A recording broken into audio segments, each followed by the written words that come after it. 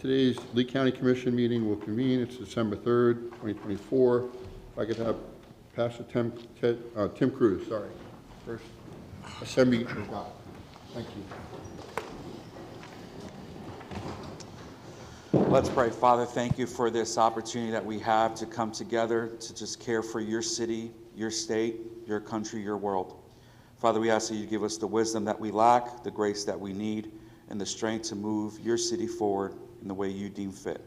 So, Father, thank you for this opportunity. We ask this in your name. Amen. First reflected. I pledge allegiance to the flag of the United States of America and to the republic for which it stands, one nation, under God, indivisible, with liberty and justice for all.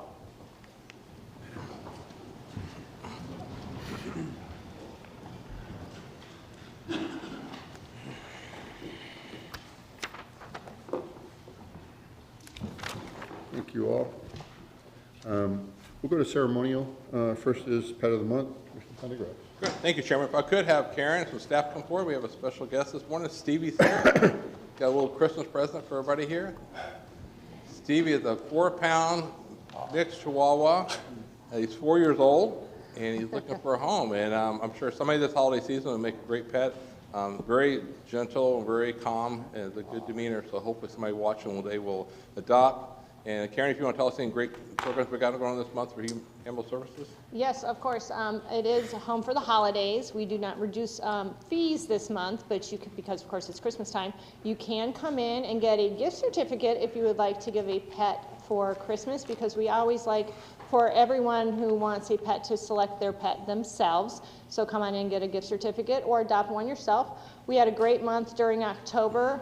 Our October statistics were great. We had 307 dogs intake, and we had 124 adoptions. 88 were sent to rescue, and 96 returned to owner, which was a great rate for return to owner. So October was wonderful for us. Haven't done it in November, but we expect that to be just as high, and we want our shelter cleared during December because we only have, I believe right now, about 5 to 8 dogs on the floor because our intake is lower and our adoptions are higher. So come on in and adopt. Now's the time. Stevie, look. I know, it's adorable. Cobble's been holding them for about an hour now, so you can just take them wherever you go. And everything's great at the kennel right now. No outbreaks, anything like that. Everything's great. Nothing going on.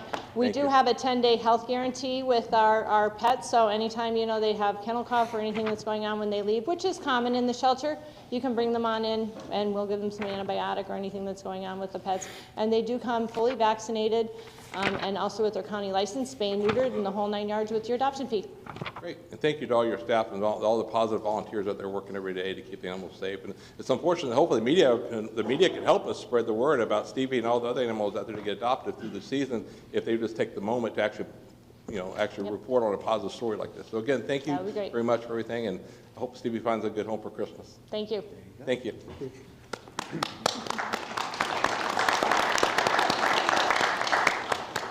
Next presentation by Commissioner Hammond. Thank you, Mr. Chairman. I would like to ask everybody who's here for Farm City Week, that would be Ron Hamill, Fritz Roca, and Andy Newhofer, to join us at the podium so that I could read a resolution into the record recognizing Farm City Week. And these are the folks from Florida Gulf Coast University's Center for Agribusiness and Florida Farm Bureau. Welcome. We're glad y'all are here this morning. I'd like to read this proclamation into the record, and then we'll take a quick picture afterwards, and then I'd love to have one of you say a few words. The proclamation reads as follows. Whereas November 27th through December 4th of 2024 is National Farm City Week, a time set aside to recognize and honor the contributions of the county's agriculturalists and to strengthen the bond between the urban and rural citizens. And whereas in Southwest Florida's 5-county region, including Charlotte, Collier, Glades, Hendry, and Lee counties, the agricultural and natural resources industries contribute nearly $8 billion annually to Southwest Florida's economy. And whereas over 40% of the land in our 5-county region is in agriculture, totaling over 1.3 million acres. And whereas this agricultural land mass contributes immensely to the region's water recharge and wildlife habitat, and our farmers, growers, and ranchers have been good stewards of the land for generations. And whereas the University of Florida Institute for Food and Agricultural Services and Florida Gulf Coast University's Center for Agribusiness provide valuable information and educational support for the region's agricultural industries and residents alike, now therefore be it resolved that the Board of County Commissioners of Lee County, Florida proclaims that November 27th through December 4th, 2024 shall be known as Farm City Week in Lee County, and we encourage all citizens to pause and recognize the contributions of our local farmers, farm workers, growers, and ranchers to our economy, our food supply, and our society. It's executed this third day of December by our chairman, Kevin Wayne. Congratulations on Farm City Week.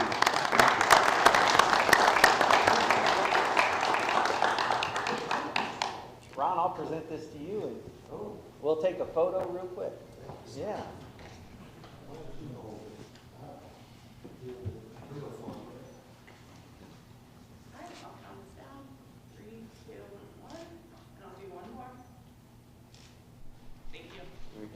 And if somebody would say a few words for us.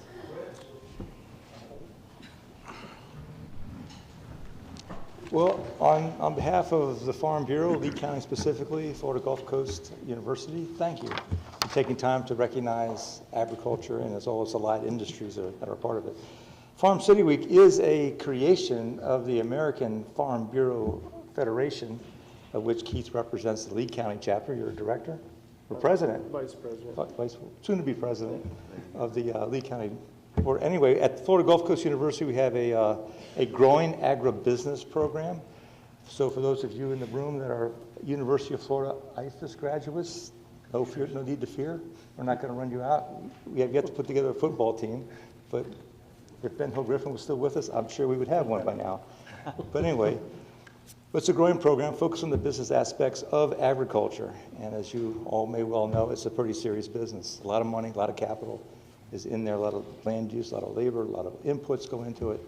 So we're trying to educate our students as to what that business reality is like. And there's a lot of good jobs out there. That's the idea that you're just picking tomatoes or picking oranges is a thing of the past.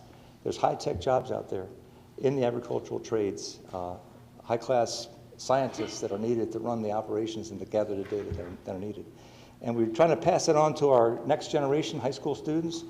Last the Wednesday before Thanksgiving, or November 20th, we hosted 300 high school students from around the area. Lee County was the largest contingent of high school students that came to FGCU and went through and talked to folks like Keith and other farm input vendors, employers, getting a sense of what the opportunities are out there for them when they leave high school, and trying to convince them maybe come to FGCU, because any degree at FGCU with the ag business minor will get you a job in agriculture. So thank you all very much for that. I want to thank y'all for what you do. We all like to eat about 2 to 3 times a day, so thank you all in the industry for what you do. Thanksgiving was a great day. Thank you. Thank you.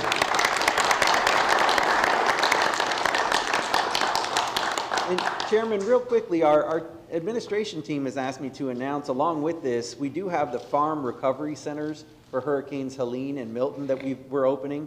And so on Wednesday, December 11th, 2024, from 9 a.m. to 3 p.m. at the North Fort Myers Recreation Center, we're going to host a farm recovery center that's going to provide a venue for farmers impacted by the recent storms to meet directly with the USDA service providers.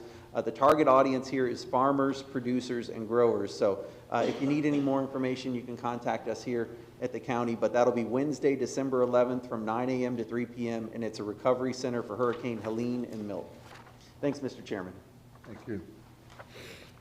Next, we'll go to consent agenda items. Commissioner Hammond, any items you'd like to pull? I have nothing to pull this morning. Commissioner Pendergrass? None. Commissioner Moore? Actually, I just have one, item 40, please. Okay. Commissioner Greenwell? None.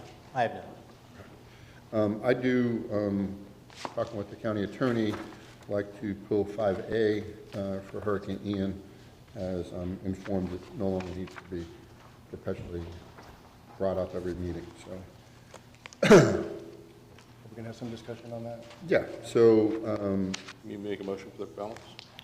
yeah. So let's deal with the balance first. Make a motion to approve the balance of the consent agenda? I'll second that. I do have a couple of public comments. We'll take those. First one is Marsha Ellis. Thank you. Sure.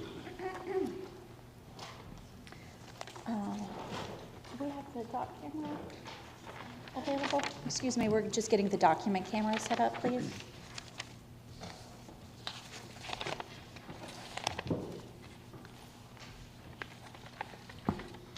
Good morning, Commissioners. Marcia Ellis for the record. And I am speaking on consent items 13, which is the Alico extension, item 14, the CDBG-DR, 40, which is the disaster plan, 41, which is the disaster services provided by Hagerty. So first of all, with the Alico connector, appreciate the public outreach with the recent meeting. I would just like to say that I think it's very important when we have a problem road like State Road 82, where we have a lot of folks who unfortunately are getting involved in fatal accidents. So we're just very careful about the kinds of interactions, like having a school up there at the corner of the connector. I'm concerned about that, and I think there could be some better uses, as well as the kinds of pollution and risk that come with major roads and the types of high-intensity uses that are appropriate for that type of a placement. And I know that we're looking at acquisition on that corner is the reason I'm bringing it up. And number 14, which is the CDBG-DR. So I've been reviewing the covenants and restrictions, looking at the time periods for these developments, and we're going to continue to put close eyes on that because we know it's not consistent per development. One of them is for a declaration of 50 years from the date of recorded. The other one is for 99 years with a 30-year threshold to do that payback. So we want to continue to get durable improvements to the housing crisis in our community for as long as we can into the foreseeable future. Next is with the disaster plan.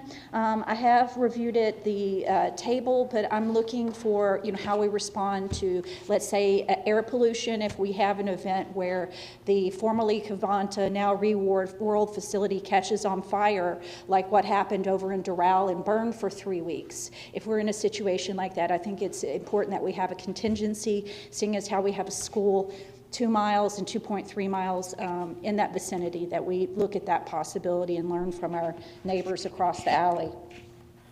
Next is the disaster services. It seems like Lee County has entered into a period where we are in a constant state of emergency management, going from one disaster to the next. And when I reviewed the contract for Hagerty, I still don't know how much it's for. I see that we've had some substantial increases in the pay that we're giving to these services. I don't know what we can to get some homegrown experts, take some ownership of perhaps a disaster academy so that we can work to keep our costs under control and start to look a little bit more specifically at this growing sector that seems to be perpetual in our community. Thank you.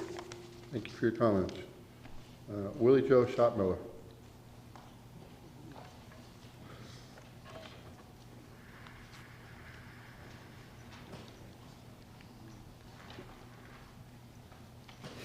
Willie Joe Schottmiller for the record. I noticed on 4 that Emerald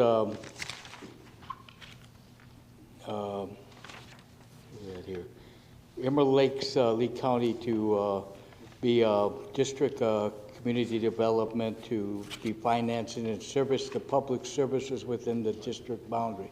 Now, to me, that means jobs and probably housing. Another one is 9, about accept purchase of Lee County surplus land for affordable housing. We've been looking for a long time all through the city and county to, like Lois Healy, and I've got good news, and I thank you for okaying her doing something in Suncoast. Also, I'd let her know that the property that I purchased with somebody else is to be utilized to help the community and further not just that community, but rotating funding in that once it's developed. So we're looking to develop that property at 2295 Case Lane, along with Charlie. And Charlie is so busy taking food and doing stuff and having the benefits over at the community center, so he hasn't been able to come, but he'd like to come after the beginning of the year and voice the needs of that community.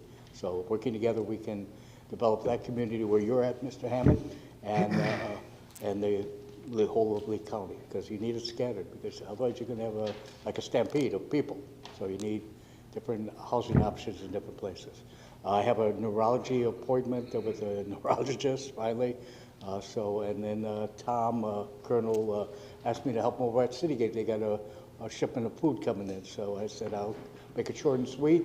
And I'm just kind of worried about a friend of ours that came to these meetings, Mr. Ballard. I haven't seen him at all here. And I'm hoping that he's in good health. Thank you. Thank you. Those are the cards I have that are marked for consent agenda. Anyone else would like to speak on the consent agenda items only? Seeing none, I'll close public comment, bring it back up to the commission. Any other discussion? A motion and a second on the floor. Anyone opposed? Seeing none, motion carries unanimously. Thank you all. Item number 40. David. So thank you, Mr. Chair. Public safety is important to all of us, and the only reason I pulled this from the consent agenda is really so that the public gets the benefit to understand this. Unfortunately, emergency management has become part of our daily lives, as was just commented earlier, and the staff has done a wonderful job working the last 2 years on this plan since the hurricane on behalf of the residents of Lee County, and I thought they would deserve a few minutes to share the updates and what that means to the citizens of Lee County today. So could you give them a few minutes, or Dave, please? Chair? Sure. Thank you. This item is to approve a resolution to adopt the Lee County Comprehensive Emergency Management Plan. I'd like to ask Mr. Ben Avis to present that item. Good morning, Commissioners, and thank you again for the opportunity. The CEMP, or Comprehensive Emergency Management Plan, is kind of our guiding document when we encounter disasters across the community, whether it's natural disasters, man-made disasters. You have it. We use that document to help guide the actions that we take within public safety, emergency management, and all of our partner agencies.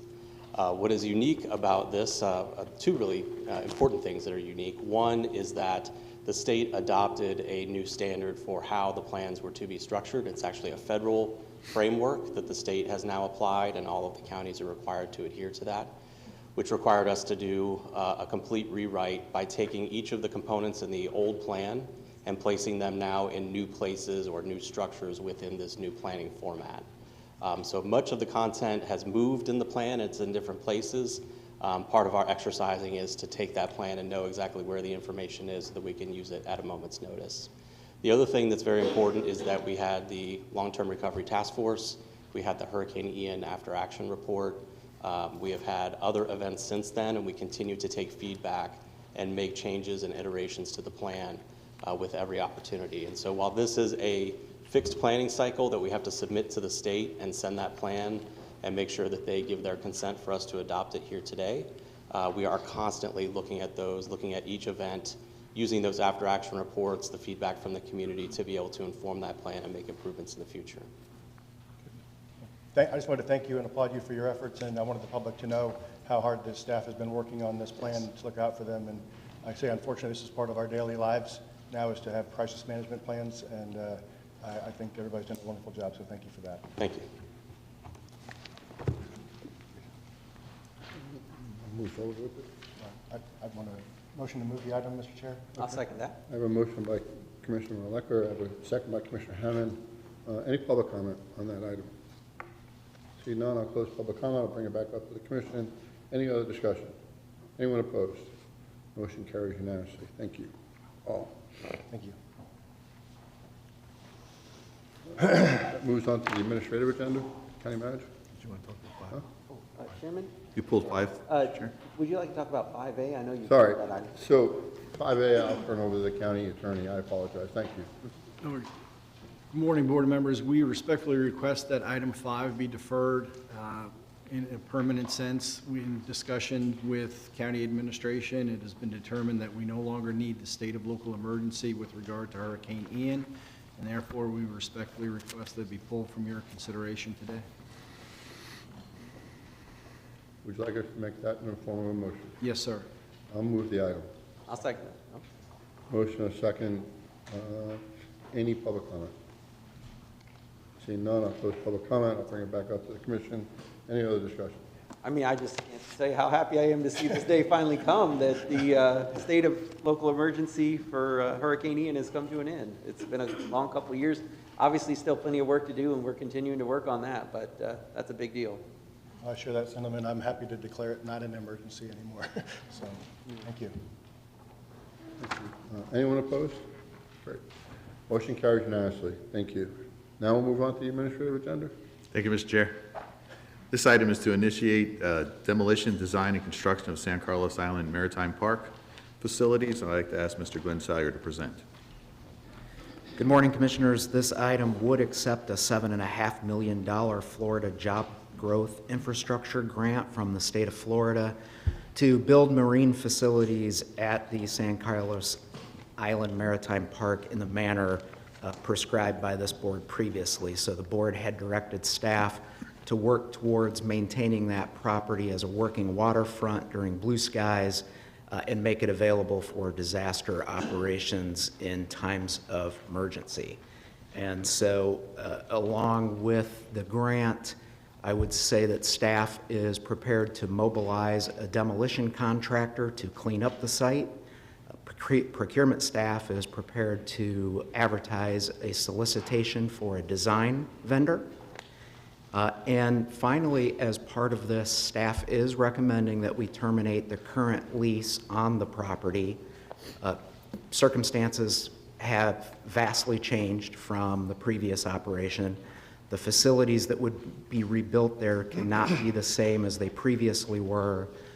Because of FEMA flood regulations, we also have some additional restrictions as to how the shrimp fleet could operate on that property. And so we're recommending that we solicit for a tenant that gives us a proposal as how they can utilize that property in a manner that complies with all relevant regulations. Happy to try to answer any questions that you have. Any questions for staff? A couple of questions. Commissioner Glenn, Pendergrass. I don't know if you or which staff would be answering the question. So, and going back, we're here today because of what happened 2 years ago with the hurricane, and still over with, but it's not over with. And because now we're making a change, obviously the improvements need to be made because of what happened, the damage to the hurricane. But I think what the pledge we gave the Department of Commerce between the state to get this grant, the Board of County Commissioners, the governor, the last 2 years, all said we want to keep the shrimp and fish industrial active here on the shoreline in Southwest Florida. It appears, though, by talking to staff in the past year of this, the way we're designing it is pretty much restricting that to stay in its normal state of activity. And this is seeing if there's any reason why we're, basically terminating the contract with the current existing person.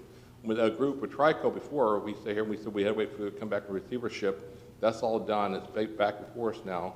We were pretty much adamant a year ago, the board was, saying we want to keep it active as fishing and shrimping. Once the receivership's done and it comes back to us in whatever way it came back from. But now, based upon this new change, with the new design, with all the environmental standards in it, it really won't be an active, it really be almost impossible to do active shrimping there unless you're catering to the person next door that has obviously access next door. So is there any reason why we couldn't build it back under the flooding, the FEMA regulations, where it could still be used as it was before as an active shrimping dock? Yes, sir. Look, if I understand the question, it's about the design and whether or not that will allow commercial shrimping to still continue on the site. Our discussions over the past year with the current lessee, we had all along indicated that primarily vessels could tie up there, they could offload product. The conversation with the receiver was that that product would primarily just be trucked off of the site for distribution. That is all perfectly viable. If a lessee wants to do more than that, I suspect this board would be open to all considerations. However, we would need some concrete proposals about how that operator would perform in a regulatory compliant manner. For instance, if you want refrigerated Connex containers just sitting there permanently, that's not going to work, as evidenced by what FEMA has mandated on Fort Myers Beach. And so we just would have to work through all of those items, and we also need to understand what the emergency plan is for the operator, the lessee that is, to vacate the site when there is an impending disaster and the county needs that site for barge and other marine operations. So under the new FEMA regulation, we wouldn't be able to put refrigerators anywhere along the shoreline there that currently exists down the street, though. They could not be replaced the way it was before, correct? Yes, sir. The grant would not cover reconstruction of the building that was there. And if we were to reconstruct the building that used to be on the site, it would have to be elevated quite a lot, actually. So you could, just have to be elevated though, right? You absolutely could rebuild the structure there. You're just going to have to jack it up quite a ways. Which it should be. We always encourage everybody to go higher to get out of the flood. Okay. Yes, sir. I'll wait to see if there's any other comments. But have we terminated the lease currently with the lease he's had it for the last 40 years? Have we terminated that lease as of today? We have not. This action would provide notice of lease termination. The lease requires that the lessee maintain and repair the facilities, and that's just not possible. The county has not accepted any lease payments over the last year in anticipation of trying to work something out as to what would happen, but we've not provided any lease termination notice as of yet. That's really for this board to decide. We haven't been able to use last year since the destruction, so we really should be accepting. They have vessels tied up there. The last conversation I had with the receiver, I'm sorry, that's not correct, with park staff, indicated they had talked to the lessee and the vessels are not operational, but they are tied up there. Okay. Thank you. Yeah. Commissioner Herman. Chairman, thanks. Yeah, that's basically what I was looking to, was just to kind of simplify the explanation here, what we're doing. So it sounds like we're going to accept the grant to rebuild this facility. Not exactly the way it was, obviously, before the hurricane, but in order to facilitate the construction, we needed to terminate the lease and we needed to vacate the property so that we can effectively conduct the construction project. Is that what you're saying? Yes, sir. We do need to clear that site, get the demolition underway. Obviously, there wouldn't be any operations ongoing until the site is reconstructed. Yes. And it's your understanding that right now no one's actively fishing from this site, right? They're not using it to conduct commercial shrimping operations? Correct. Okay. So it doesn't sound like we'd be putting a dent in the commercial fishing operations then right now if we did try to vacate the site. I don't see any other way to reconstruct the facility so that it can, again, be used actively. I believe the lessee and his representatives are here so they could answer the question about how they're currently trying to utilize the property, but we do have structural assessments from an engineering firm saying it's not safe to be there, so we're just trying to get this thing reconstructed so that it can be used. And again, what we're proposing is we would conduct a solicitation to get proposals from the current lessee and anyone else in the industry to tell us exactly how they can work with us on the design, how they would use the property, how they would put in emergency contingencies, all of those kinds of things. Okay, so you'll let everybody fairly compete, put forward their best proposals about how they could use this in the future, knowing that the board's vision for it long-term in the future is to be used for commercial fishing during the blue skies. The solicitation would be limited strictly to commercial fishing proposals, yes. Okay. All right, I think that answers the questions. Oh, one last question. What is your time frame on this? Do you have an estimate for when we'd be back in business? The worst case estimate is operational by end of year 2027, but that's because we can't account for all the permitting. You know how that goes. It's up to other agencies. So hopefully it would be done well in advance of that. But like a 2-year process, kind of. Yes, sir. Okay. All right. Thanks. Thanks. Thank you, Mr. Chairman. Sure. Any other questions? One additional question, follow-up. So we obviously want the grant to rebuild this, and we wanted to build it back nicer and better than what it was. But at the end of the day, instead of terminating the current lease with the lessee, could we not, we've done this before at other departments, other vendors, and at the Port Authority, you could let not terminate the contract, you just let it sit stagnant for a year or two based upon the completion, then they could resume the use of the property under the current lease after the completion date, correct? Without taking away from that lessee and putting us in jeopardy and putting it out to the bid to everybody else Correct. Commissioner, the lease would have to be modified. That could be, the current lease could be amended with the current lessee. So it could be amended or modified, not just terminated, right? It could be amended. This action today would terminate the current lease. It would, and the reason for that is we've made proposals to amend it. We've not gotten any counter proposals to date, and we do need the site to be cleared. Have we asked for this? Unless I'm mistaken, I would ask the county attorney's office. I don't believe we've gotten anything. This is just asking so we know before we hear from the other side. Yes, sir. Okay. Morning, David. Morning, Commissioners. David Halverson, County Attorney's Office.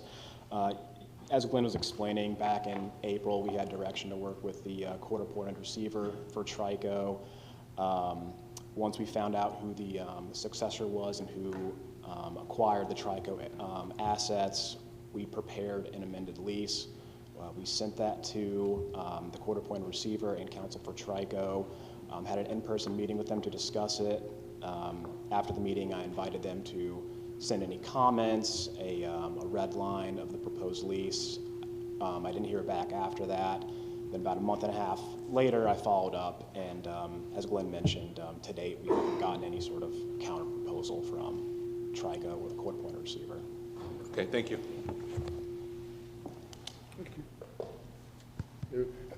So, gentlemen, please indulge me in my first meeting. As I told you earlier, after I finish this one, I'll have twice as much experience as I had last meeting. But this project is kind of near and dear to my heart and in the heart of my district, so I want to have a chance to vet this a bit more, if you don't mind. I realize the original board direction to staff was to look at exactly what they brought back to you right now. And I think the governor's grant is great. I want to support the mission, but I would like the opportunity to be able to possibly upgrade the plan. We just, part of the consent agenda items you saw on here, number 15, as an example, was the school that is in front of the Trico site. The adjacent property that's between Main Street and the Trico site has just been vacated and given back to us. So that doubles the availability of footprint for this site. And I would respectfully ask your consideration in delaying or deferring, or whatever the right term is for this item, to not move this item today, and I would like the chance and the opportunity to work with staff to see if we could upgrade the plan to be a little bit more expansive, have possibly as an idea to have a boat ramp there that the public would have access to. Since we already have an access there, I think everybody knows we're short on boat ramps around here, especially with it been used for all these emergency services. It's really hard to splash your boat. Right now, we live in Chamber of Commerce postcard weather, and this is when you want to be on the water. And in Southwest Florida, this is why we're here, right? So to enjoy that waterfront. And I think based on what the board knew 6 months ago with this other change and other possibilities with this grant, I had the luxury of, thanks to staff on my second meeting, we got 70 agenda items the day before Thanksgiving, and they give us a lot of major tasks to do. This is a 3-year project. Potentially, hopefully sooner. But I would ask for a 30-day continuance to have the chance to work with staff, look at some of the designs in-house of what could be there, more parking spaces, different traffic flow, more services. We may pay out of pocket for some of these things, and some of the grant may pay for others. The seawall and dock is really what the grant is for, but the landward improvements, for the most part, it does allow for parking in the grant, and some other ancillary activities like fencing and other things. But the grant language is pretty generous right now.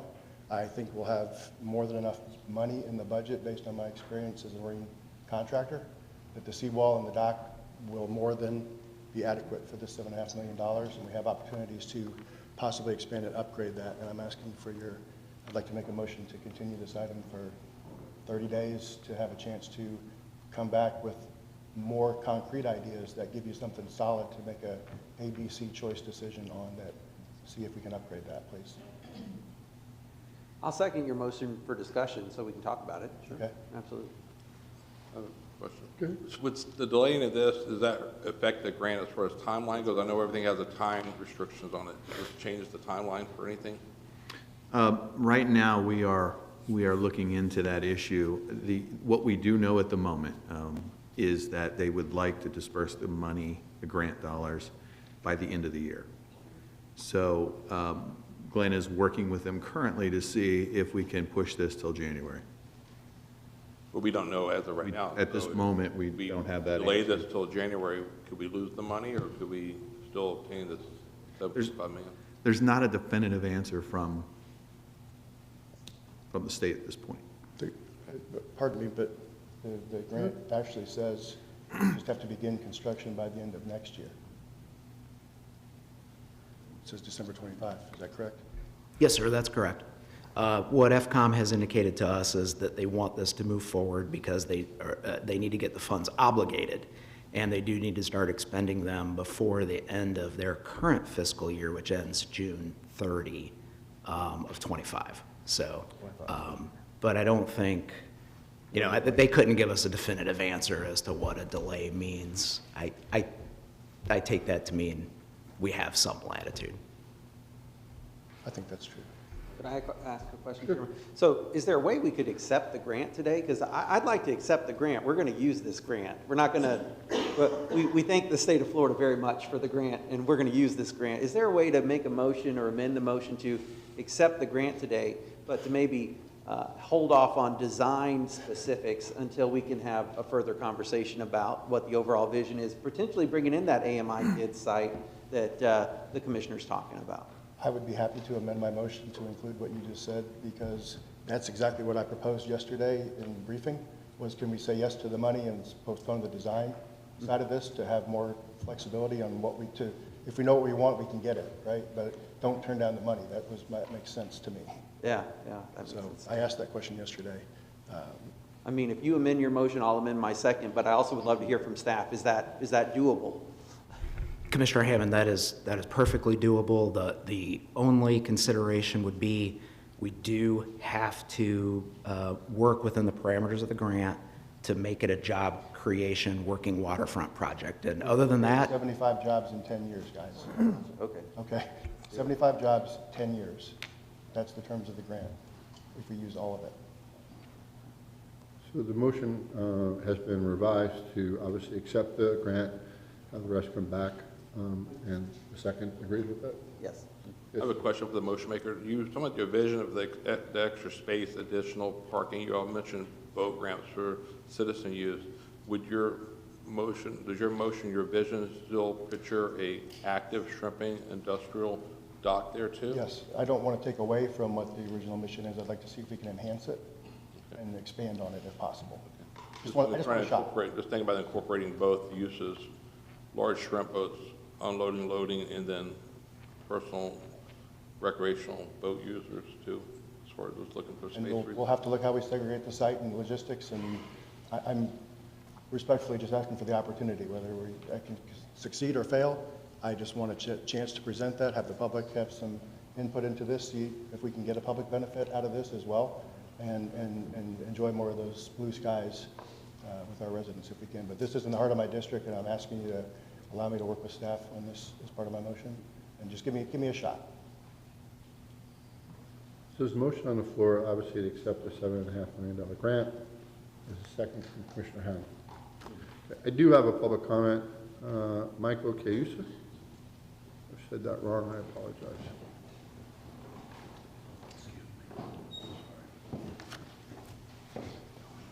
Gentlemen, I'm Michael Cayusa. I'm the court-appointed receiver, although we have wrapped up the receivership. Trico is now owned by one individual pursuant to the settlement agreement, Mr. Henderson. Mr. Henderson has been in the business for over 50 years. Trico holds a lease. It's a legal right to be on the property, and the potential length of that lease, I don't know if anybody's bothered to read it, but it is till 2044, okay? Right now, it is good till 2034 with an option to go 10 years further. I would caution you, gentlemen, that terminating this lease will result in some significant litigation. as you know, we're not in default, or Trico's not in default under the terms of the lease. And the proposal that we look at is clearly going to be governmental overreach by trying to terminate this lease.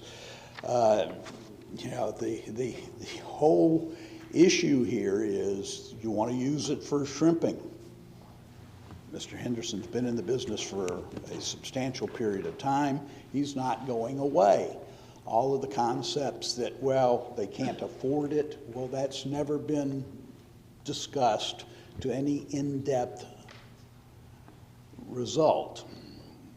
We sold off significant assets, and I've made significant funding available to Trico. The boats are presently being rehabbed in Honduras. They will be back. You're talking about job creation, 75 jobs in 10 years. Trico can put 75 people to work tomorrow without this termination concept. Now, I will tell you that I have been working with county staff. I think they can attest to that. We've had good, reasonable, gentlemanly discussions. You know, we're not here to create a environment of hostility. We're here to create a mutual agreement. We've discussed some modifications. None of it has come to fruition yet, and quite frankly, I don't know if they can under the terms of what they're proposing. You know, their proposal is to terminate a lease that's not in default, put it out to bid for other folks to come in and bid on this property, and leave Mr. Henderson out in the cold. Your time's up, sir. What's that? Your time is up. I'm done? Okay. Well, thank you, sir. The motion on the floor is just to accept the $7.5 million grant. All the other actions have been certainly pushed and deferred. So the motion that's on the floor is just to receive the $7.5 million grant. Any other people like to speak on this revised motion to receive the $7.5 million grant from the Department of Commerce? Seeing none, I'll close public comment, bring it back up to commission. Any other discussion? I have a question for staff. So this motion, the way it's been revised, does it terminate the lease with the current leasee?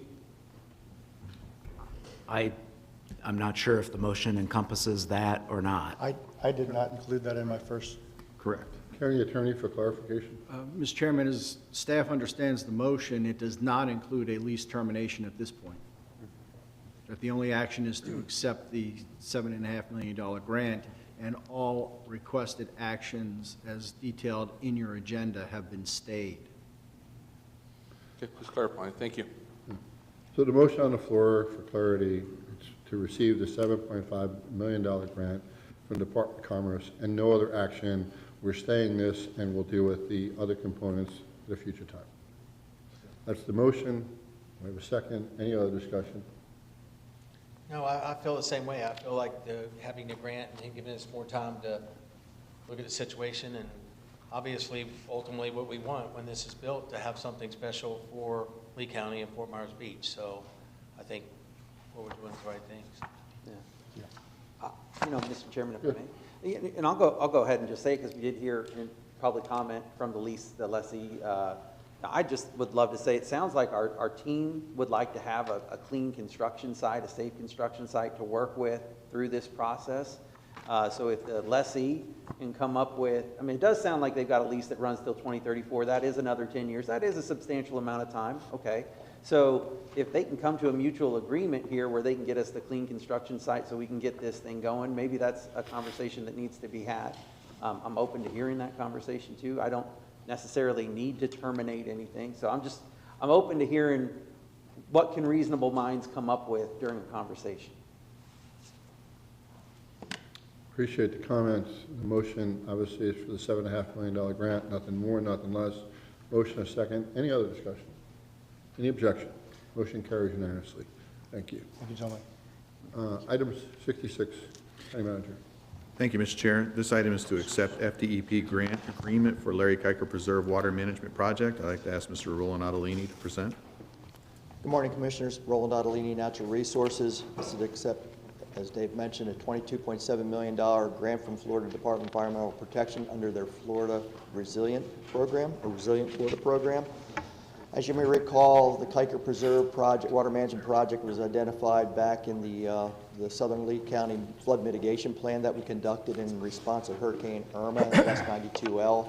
Kind of recapped from a couple weeks ago. This is a riverine and sheet flow type flood events that's caused by rainfall. So this project basically attenuates water on large sections of land east of I-75 and releases that water at a controlled rate that accepts the capacity in Estero River, Halfway Creek, and Imperial River, thereby reducing flood impacts. So there's several actions here. There's the accepted grant, amend the budget resolution, and also authorize the county manager to, or designate to execute any modifications on this change order.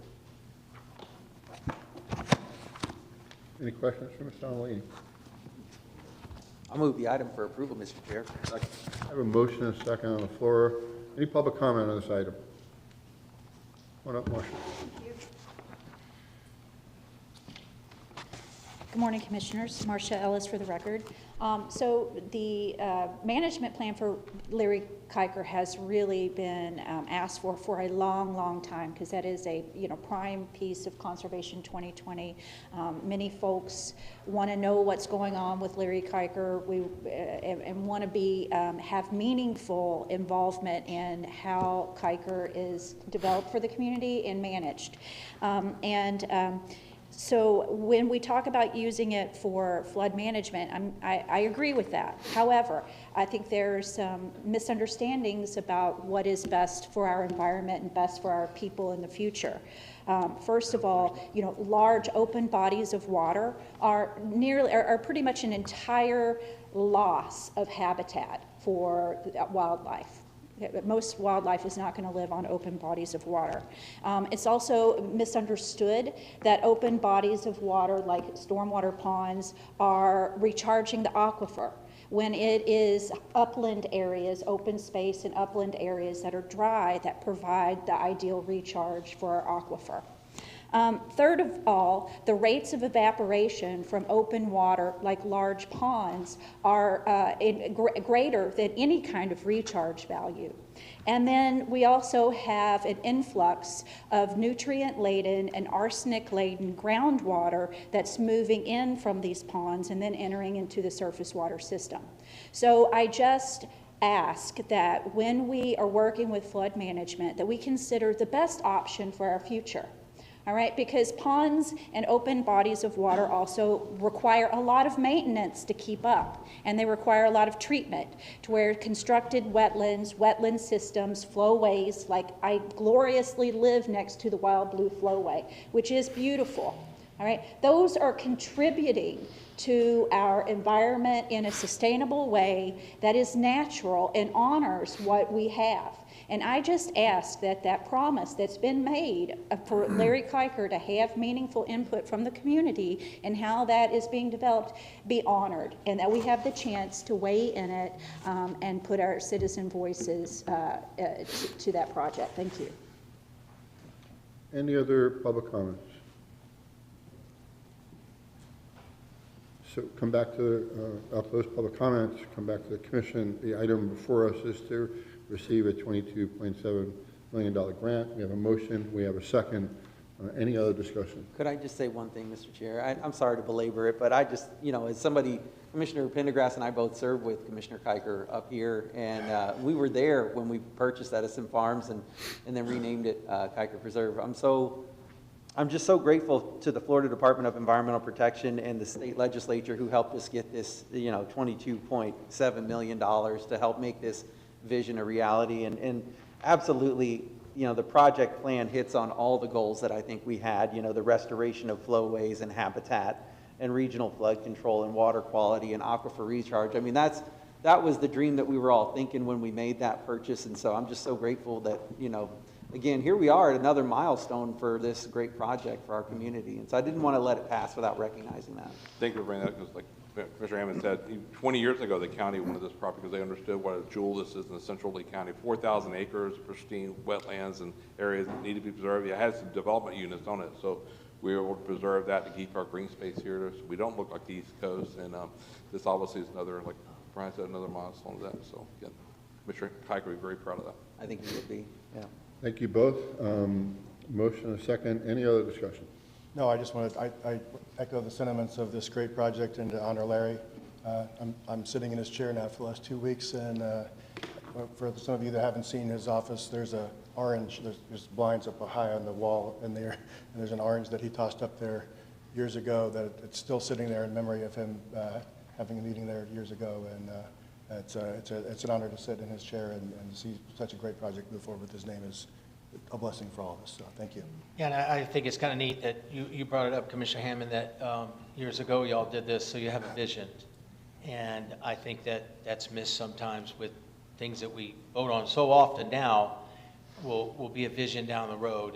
And these are one of those projects that, congratulations to you guys way back when having that vision. 4,000 acres. Absolutely. That's. Thank y'all, appreciate that. Yep. You know, echo, really thank both of you for your vision, your ability to move this forward. So can't thank you enough. With that in mind, any other discussion? Anyone opposed? Motion carries unanimously. Item 67, County Manager. Thank you, Mr. Chair. This is an approved change order and amend the interlocal agreement for South Bonita Beach Nourishment. I'd like to ask Mr. Roland Adelidi to present the item. Good morning, Roland Adelidi, Natural Resources. Again, this is to approve a change order to Weeks Marine in the amount of $5.15 million for a beach nourishment project at Bonita Beach. As you may be aware, Lee County planned and designed and is underway construction of beach nourishment projects in Lover's Key as well as Bonita Beach. We awarded a contract to Weeks Marine months ago, and since that time, Hurricane Helene and Milton created some large amount of erosion on the southern segment of the Bonita Beach portion of the project. And so we have worked with the city of Bonita Springs. They're fully responsible for the cost for this segment. They, of course, are pursuing additional DEP dollars, but this would basically develop a change order to the current construction contract to get that taken care of. You got a contractor out there and mobilized, so this is certainly the most cost-efficient way to handle that. Included to this change order is also a interlocal agreement with the city of Bonita Springs for repayment over the next 4 years. And so with that, I'll entertain any questions you may have. Thank you. Any questions for Roland? Seeing none. Any public comment? I move the item. Second. I'll close public comment. I have a motion on the floor and a second. Any other discussion? Anyone opposed? Motion carries unanimously. Thank you. Item 68, please. Thank you, Mr. Chair. This is the approved project delivery method for Cape Coral Bridge. I'd like to ask Mr. Rob Price to present the item. Good morning, Commissioners. Rob Price with DOT. In April of 2022, the board approved the design contract for the replacement of the Cape Coral Bridge. The contract included flexibility once we reached the 60% design phase to continue to complete the design to 100% and bid the construction in the conventional design bid build method, or to shift to a design build delivery method and transition our design consultant over to an owner's rep. We're nearing the 60% design phase, so this item brings forward a decision on how to deliver the project. Included in the agenda item were criteria to assist in making a final decision. Due to still undetermined factors such as stakeholder coordination, right-of-way acquisition, and permitting unknowns, staff is recommending moving forward with the conventional design bid build delivery method. And with board agreement, our consultant would move forward with finalizing design plans expected by the end of 2026 and bid the construction to begin in 2027. I am available if you do have any questions. Any questions? Just one, Mr. Chairman. You know, we talked about this in my office yesterday, but just wanted to kind of have the discussion, you know, so that folks can hear it too. I think traditionally when you talk to folks in the construction business, they would tell you that the design build methodology shortens the project timeline and gives you a chance to have the finished product much quicker, which certainly we do feel a sense of urgency on having a newer bridge quicker because we see the roads and the congestion and things like that these days. Just talk to me a little bit about how you would respond to that, comments about the shortened project timeline for the design build versus the design bid build, and what you guys found when you analyzed it. Yeah, so sometimes with that shortened timeline, it comes with an increase in cost. When there's additional levels of uncertainty, that cost can be even more inflated. So our concern with this particular project is we're just now approaching that 60% design phase where we kind of know the limits of the needed right-of-way. That right-of-way acquisition is going to take us about 20 months. We have to follow the federal and state guidelines for right-of-way acquisition in order for this to be eligible for federal grant monies. So our goal with the project would be to get that right-of-way moving now. If we were going to go design build, we would be at more of a risk if that right-of-way went longer than that 20-month period that we expect. So from just a comfort level, the fact that we have the right-of-way, that's really why we want to stick with the design bid build in this particular case. But we do have projects coming forward soon, like the Burnt Store Phase 3, the midpoint widening in the future, the Hickory Bridge replacements that we don't anticipate a lot of right-of-way needs. So we do expect to try to deliver those in a design build manner. Okay, thanks, Mr. Chairman. Any other questions for Rob? I have a couple. And we did try to talk about this yesterday, but I just have a few. I mean, it's a big, this guy, just to give the public a chance of the scope of magnitude of this job, right? This is a $500 million, this bridge project, right? And it's a 4 or 5 year timeline that we're looking at from where we've been to where we're going. I mean, it's 5, 6, 7 years to get this thing from when it started in 22 to maybe get done in 29, right? So right now, again, as I said earlier, we get thrown a lot of things at us early on these projects, but we're being asked right now which delivery method we want to work from in March, right? That's the only way, the only fork in the road this would change between now and March is nothing's going to change. The way that the graphs have been laid out here, the finish line for the project doesn't change. It's just so we're not going to get there any faster according to the presentation. It's just a different method of how to get there, right? Correct. So the permitting, the right-of-way acquisition, that process doesn't change in either method, right? So I'm not lobbying one way or the other. I'm just saying everybody wants us to fix traffic, right? And we're going to get full credit for what does or doesn't work, right? So if it's not going to be any faster, I question the logic of that. It would seem that with a design build opportunity, that stakeholder being involved, a general contractor in this project, a lot of times when you're at a point of bid that we are right now at 60% or even earlier, having a general contractor in there that's going to build the project out, similar to what the state does in a majority of their bridges and road projects, design build now, that person's a cooperative agent in helping you negotiate your contracts and define your costs.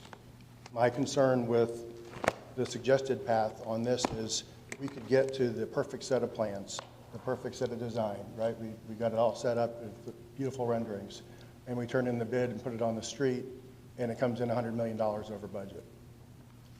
Then what happens? Because we waited to bid it.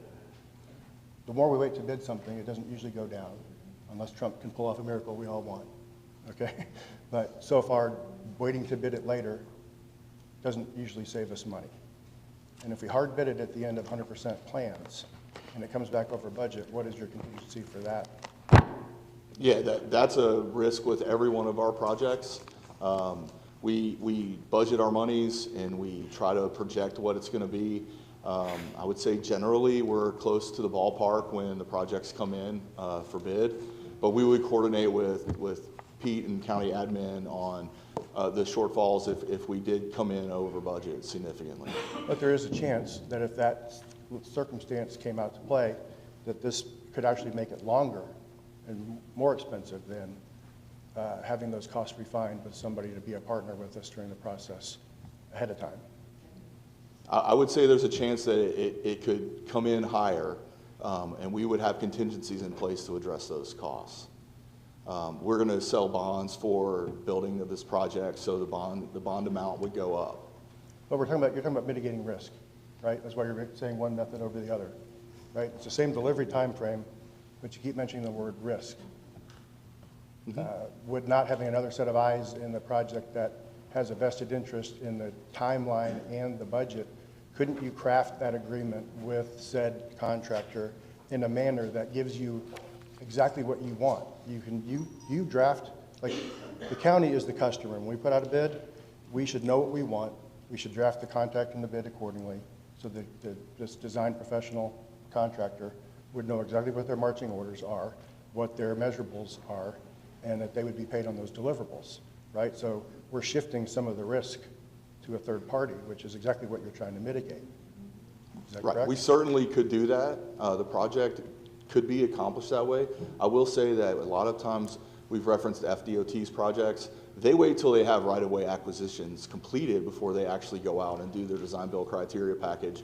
So then we would be looking at starting this project and this process another 20 months from now. But it's possible for us to do that now, 100%. That is an accurate statement. We could go design build. One of the concerns that county DOT would have is that we would lose some of the control. We're basically identifying scope now.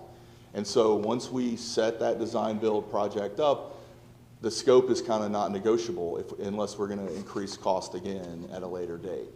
This third party has the potential of value engineering something to save money, correct? Certainly, yes. Right? So does the contractor when we bid it. And so wouldn't that be beneficial for the taxpayers to have that opportunity? Potentially could be beneficial. You guys follow my logic? I mean, I'm saying both delivery methods are successful, but the way this presentation was written, it's so slanted towards one decision over the other. And when you look at the chart that they gave us, respectfully, it's when they say 9 out of 10 things are better one way or the other, it's really a little bit unfair to say pass fail. It could be 49 to 51, one's better than the other, and you give 100% credit to one method over another. So I don't think the two methods are that askew in the real value system, but I do think there is some benefit in considering the design build process, especially because we get to draft the contract. We get to make the rules. We get to say what we want, what they're allowed to do, what their measurables are. You could give them an incentive to finish early. You give them penalties for being late. I mean, we're the customer, right? So we can make that contract for the bid exactly what we want it to be. So we don't have to worry about somebody doing something after us we don't want because we made the rules. Does that sound too simple? So I want to avert risk as much as you do, especially on a $500 million project that affects 100,000 people a day, right? They're expecting us to do this right. And I don't want to make excuses later.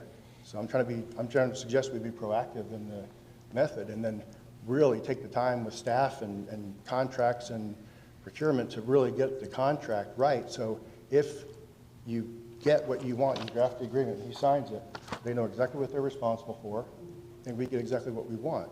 And if they make a mistake, it's on them, right? It's not a change order that we said, oh, well, we had a bad plan, we got to do it over again. But when the Sanibel Causeway was rebuilt, you guys remember all that? You know, we had, yeah, you were the mayor.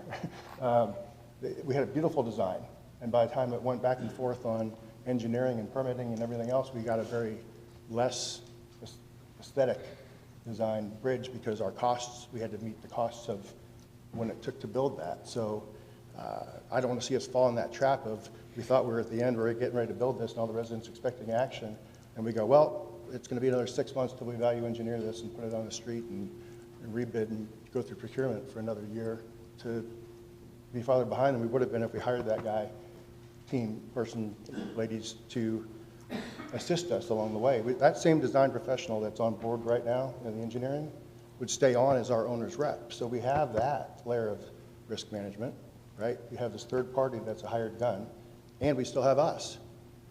I think we're good. So those are my comments. So the compared to sample, it says, I understand from construction sample, that was sample is based upon height, and Commissioner Wayne was at sample at the time, but if I remember right from prior commission here back in those days that was the issue with the height and everything. But like you said, Commissioner Oakley, was trying to build a bridge as fast as possible to serve our residents and stuff. So definitely support that. So I have a question. Sure. Rob, based upon the recommendations here, you designed to build, that you're asking for a motion for, is that the fastest way, the most efficient way you think to build this bridge? Again, and throughout this process, we can make changes if we need to, right? We can make changes while we're going through to the 100% design on a design, bid, build, delivery method. That's correct. Okay.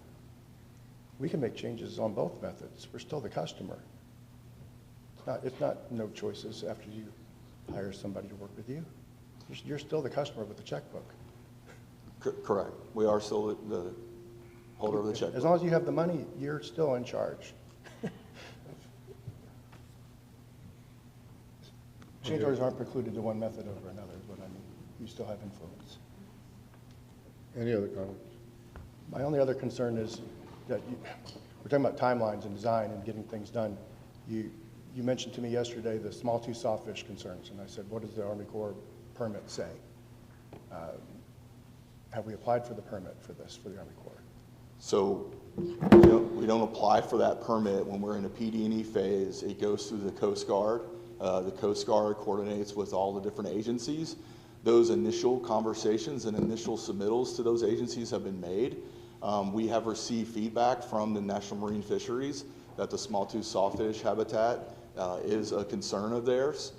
So they have indicated to us that there will be conditions as to when we can drive piling and do in-water work.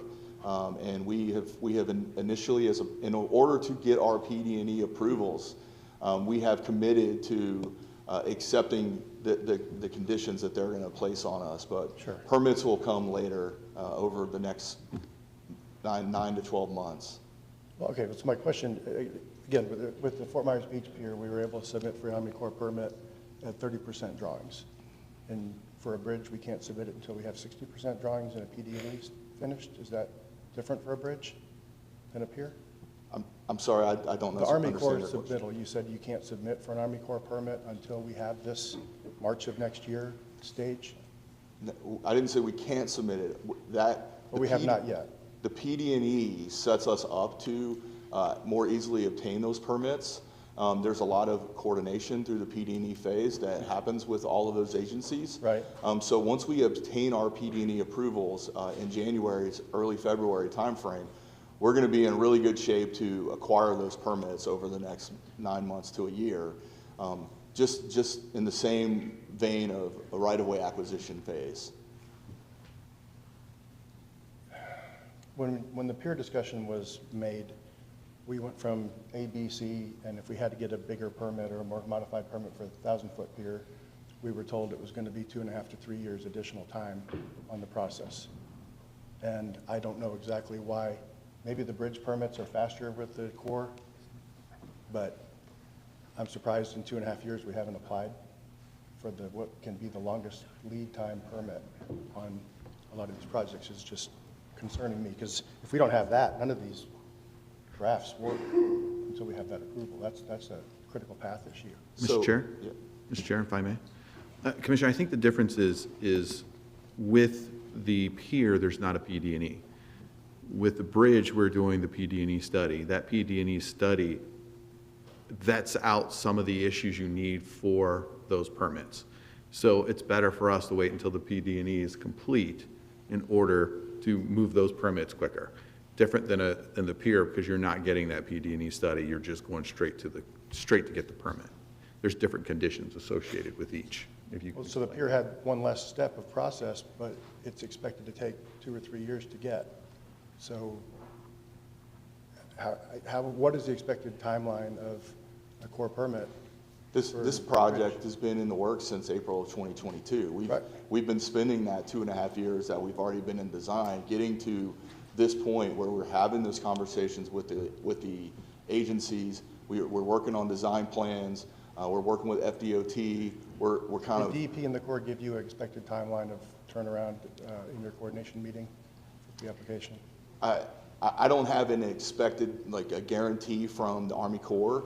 what we have is, once we get our PD&E, we know it takes us 9 months to a year after that to obtain our permits and be ready to move forward. Has that been accounted for in the timelines that were given to us in this presentation? Correct. It's all baked into the timelines. Okay, I'm just letting you know that that core permit is going to drive the schedule more than a lot of these other items potentially, so I hope for the best. Chairman, if I may, I want to hear from Commissioner Greenwell too. Yeah. Would you like to go first? If I could, if it's okay, yeah. So I guess it really comes down to more information, right?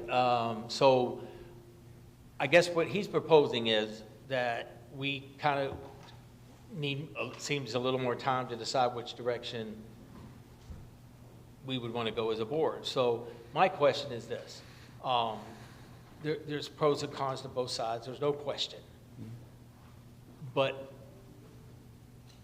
it's a lot of taxpayer dollars, it's our traffic, it's a huge decision for Lee County.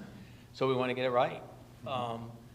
So I guess my opinion of it is, you see both sides from the construction side, him being in that business as well. So I guess my ultimate thing today is where are we at? In other words, if we decide to push this out a little bit, so I think this board would feel comfortable with which direction is the right, it's very hard in the construction business to say, this is the right way to bid that contract, to get the ultimate deal. So I prefer us to push back a little bit to say, what are we actually voting on? Really understanding the issues, what is the ultimate cost to us if we don't pick the right way? I think we need to be briefed better on that. That's my personal opinion. I don't think we have enough information to make a decision on this is how we're going to build it with all of us not really seeing the picture. That's just my opinion. I don't think there's a wrong way, but I definitely think there's a right way. We can do it better.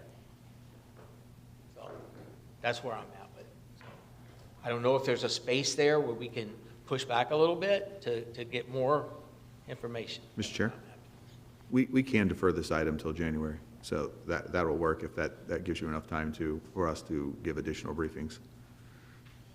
I think that would be welcome. Chairman, you have any thoughts too, or? Yeah, so, I'm listening to all this and trying to understand, the ways, and it seems like we certainly want to have longer time to vet this, to come up with, what is the appropriate. I appreciate people that are in the industry and people that do this for a living, their comments, so I think it certainly is prudent to defer this, peel this onion back even further, and, come back and have a more fruitful discussion. It certainly seems like there are some items that have been brought to our attention by both Commissioner Greenwell and Molecular, and I believe it makes sense just to push. The point I wanted to make, Mr. Chairman, was that I was persuaded by 2 points listening to Commissioner Mollica talk.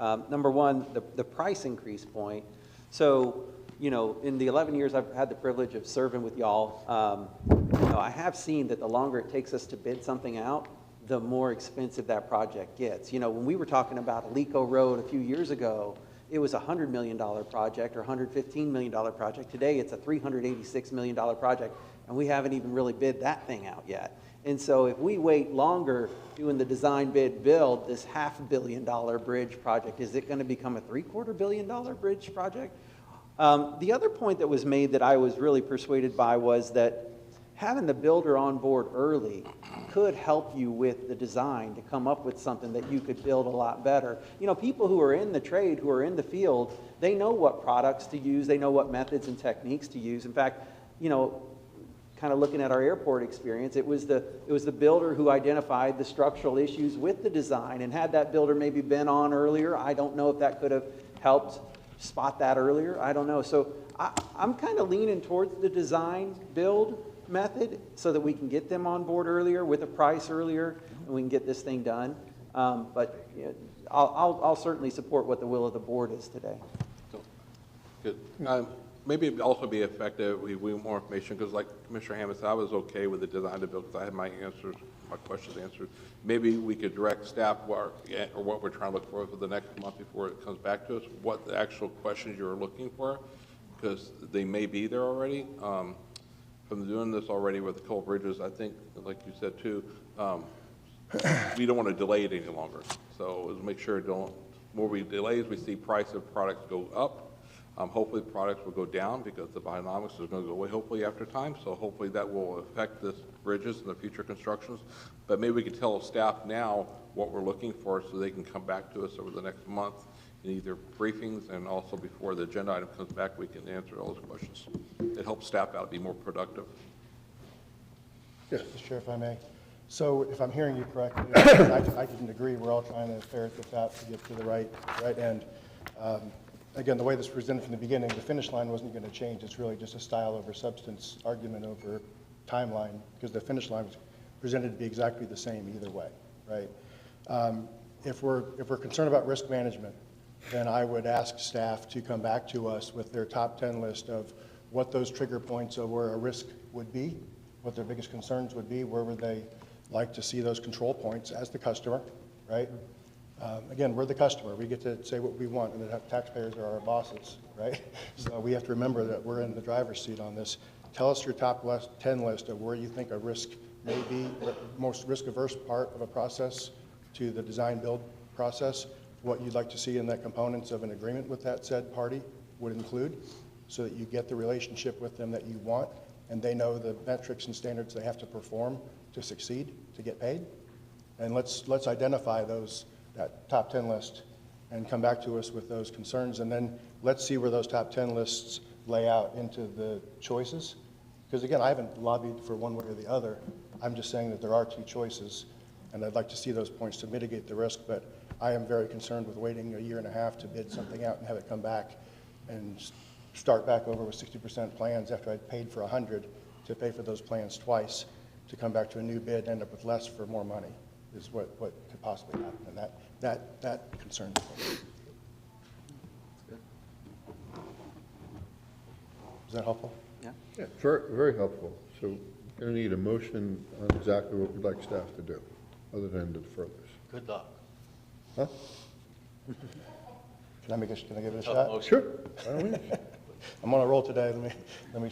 So I'd like to make a motion to defer the item until such time that staff can come back to us with their top priority, I'll call it a priority list rather than a top 10 list, because it doesn't have to be 10 things. Their top priority list of risk management suggestions to explain to us exactly what those risk points are that they're concerned with and how they can be best identified with each method, so that we can understand that and then possibly use that as a basis for a document with said third party, so that we're getting exactly what we want as the customer on behalf of our taxpayers to get the best value project. All right, I'll second that motion. So I assume with the second that basically would bring it back, as Dave mentioned, to a January meeting then for us to discuss. Correct. Okay. I have a motion, a second. Any public comment? Seeing none, I'll close public comment, bring it back up to the commission. Any other discussion? Anyone opposed? Seeing none, motion carries unanimously. Gentlemen, I'd like to take a 10-minute break if we could. Thank you.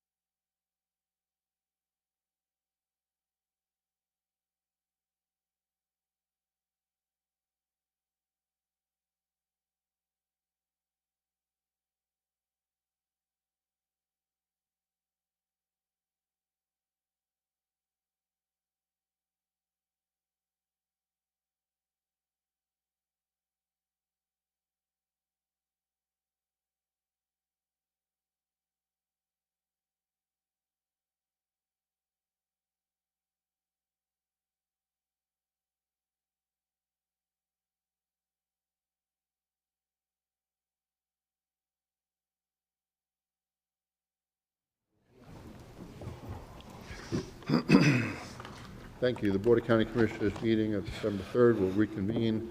We left off on item 68. That was concluded. Let's go to item 69. I apologize.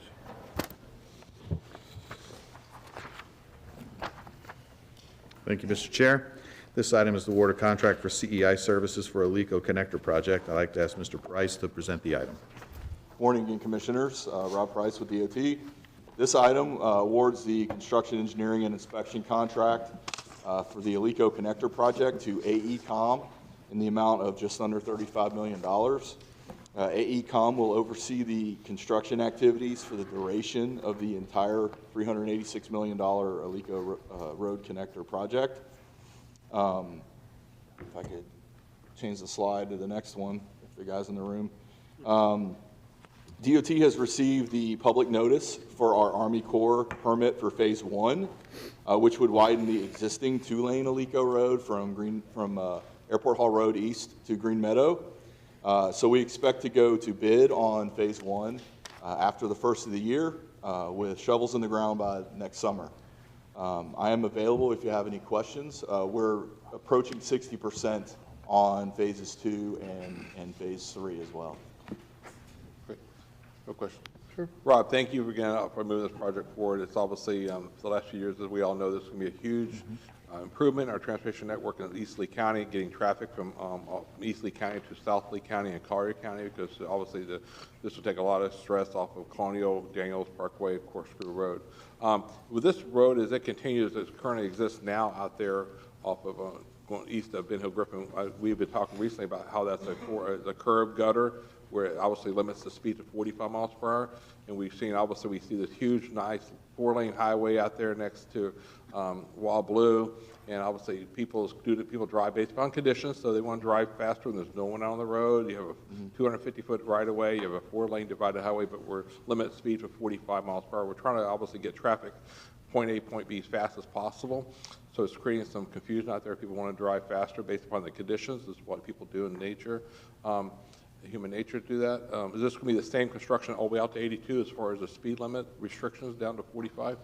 Yeah, we do have intentions to have curb and gutter sections on here, which guidance, state and federal guidance tells us 45 miles per hour will be the highest. I understand we have to have that for safety reasons. Obviously, it's causing some issues out there because obviously we have people just trying to get to work, trying to drive based upon the conditions. There's no one on the road. They're driving over 50, 45. Then obviously LCSO is getting calls for the elderly people out there that don't like people going over 40 miles per hour. So you have the people out there, the community that don't like seeing people moving and going to work. So they complain about that. So it puts the sheriff's department in a bad position where they're constantly trying to monitor based upon the condition and using their own discretion to enforce that based upon there's no traffic crashes. But just curious if the construction is going to be out there the rest of the way it's with the curbing. Yeah, it will be. Okay, thank you. Sir. Any other questions? I just want to make a comment. Rob, I want to thank you and the rest of the staff for my initiation period. And I want everybody to know every question I've asked of staff and every piece of information or question I've had, you have been more than welcoming and forthcoming and transparent with everything. And I think you do an amazing job. You have a lot on your back. There's a #1 issue in Lee County is traffic. On the whole entire campaign trail, everybody wants traffic fixed, and that puts a lot of pressure on you, but I think you do an amazing job at your position. And this Aloo Road corridor is a real game changer, and I can't wait to see it through completion. My only question on this, and it may be more of a procurement side question on this, is they're not on the construction side. We want it tomorrow is all. So no pressure for you, but my only question on the process is, we put this out to bid twice, and we only got one bidder twice. So how do we know we negotiated a value of $35 million, which sounds like a lot of money. Maybe it's not in the highway world, but how do we know we got a good value with one bid when we negotiate something like that after the fact with one person? Sure. So can you help us with that? Numerous projects like this. Usually you see somewhere between 12 to 18% of the estimated construction costs would be your CEI costs. So this is within that range. It's actually lower than 15% of our projected construction costs. So in our estimation, it's in line. It's a not to exceed number. So as the invoices start coming in when the project is actually moving, this is the max. If we were to go over for some reason, if the project got extended out, we'd have to come back to the board for a change order to increase that amount later. But you know, the consultant is estimating over a 7 to 10 year period what their expenses are going to be, and we found this to be reasonable. So is this person charging an hourly rate for services till the job is done for 5 to 10 years? Is that how you explained it? Yes, there's hourly rates that are baked into their numbers. They have several different line items in their contract. Is there any incentive for them to do the work faster versus if they bill by the hour? It seems like the only reward system is to bill more hours. Is there any incentive to complete the work faster or any opportunity for that? So not for your CEI team. Your CEI team is kind of the county's eyes in the field 24/7 through the construction. We could certainly put incentives in a construction contract with the contractor to help incentivize trying to expedite the construction of the project. Okay, and again, I'm asking questions to educate myself. If we can't start construction until we have plans, and we can't accelerate the planners to work faster to get us to build it faster, is that there's not an opportunity in the process? So typically, again, these are inquiries. So we absolutely can do those kinds of things. This project here has already been under design for several years, and I would say we have implemented a lot of those things. For instance, Johnson Engineering is the prime design consultant. They subbed out phases 2 and phase 3, which you can see on the map there. Those were subbed out to KCA, which is another design consultant that we use on a lot of projects. So they kind of divided and conquered and are working together to have more advance hands the design faster. They are also partnering on the environmental permitting that's required of these projects, which is obviously significant. So there's a lot of different strategies that we've used through the design to try to expedite getting the design completed. There's still a lengthy permitting process that is required, obviously, when you're going through prime panther habitat, which that coordination effort started 2 years ago. You know, we are well on our way to receiving those different permits. The Army Corps permits going in for phase 2 now, and so we are hopeful that we'll have those permits in the next couple of years and be ready to move forward with phase 2 as soon as we finish phase 1. But this contract that we're doing now, in the slide you got shown right now, this covers all the work for the phase 1, phase 2. I can't really read. Phase 3, yes, sir. Everything shown here. All the way. This takes us all the way to the end. Yeah, this would give us a consistent CEI through the extent of the project. Perfect. Thank you for that. I move the item. I'll second it. I have a motion and a second on the floor. Any public comments? Not seeing one for public comments. I'll close public comments. I'll bring it back up to the commission. Any other discussion? Anyone opposed? Motion carries unanimously. Thank you. Next item. That's a public hearing.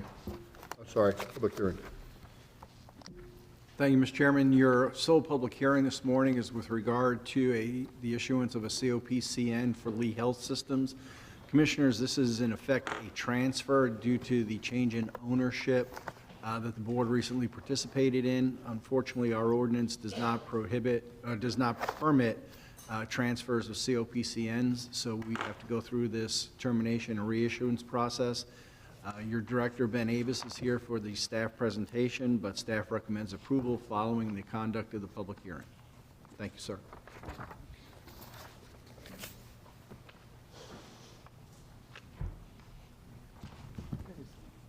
Commissioners, good morning again. Ben Avis, Public Safety. As the county attorney noted, this is a process that we're undertaking because of restrictions in Lee County Ordinance 08-16, which describes the process under which an entity can obtain a COPCN. Lee Health and Golisano Children's Hospital of Southwest Florida have provided neonatal and pediatric transfer services for a number of years. They currently have a license in good standing with the Florida Department of Health under a certificate, a COPCN, that this board issues. As the county attorney noted, in Section 10 of the ordinance, it prohibits the transfer of those certificates. And because of the business transaction that occurred approximately 1 month ago, they now have to obtain a new certificate under the new legal entity. And so this act would, in essence, issue a new certificate upon the health system obtaining the new license from the Florida Department of Health. They would surrender their old certificate back to public safety. And I'm happy to answer any questions that you might have. Any questions for Ben? I move the item. Second? I have a motion and a second on the floor. Any public comment? I don't see any public comment. I'll close public comment, bring it back up to the commission. Any other discussion? Hearing none. Anyone opposed? Hearing none. Motion carries unanimously. Item number 71 requires us to convene as the Board of Port Commissioners. I will gladly convene that way. Commissioner Pendergrass. Okay. I'd like to make a motion to have our January 9th Port Authority meeting changed to January 16th in order so members of the Board of County Commissioners, our chairman, can attend the Lee County Legislative Delegation meeting. And that's to avoid any conflict there, so we can attend the meeting if needed. Is there any way we could have the meeting in the afternoon as opposed to the morning? There's a TDC meeting on the 16th, which we've already rescheduled. I'm okay with that, so I can change that motion to include later in the day, say 1 o'clock. 1 o'clock for the 16th. I'll second. I have a motion by Commissioner Pendergrass. Appreciate the indulgence. Second by Commissioner Greenwell. Any public comment? Seeing none, bring it back up to the County Commission. Any other discussion? Anyone opposed? Motion carries unanimously. I'll reconvene as the Board of Lee County Commissioners.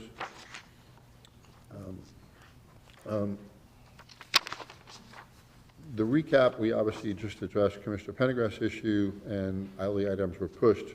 We do have some commissioner items. We'll address those.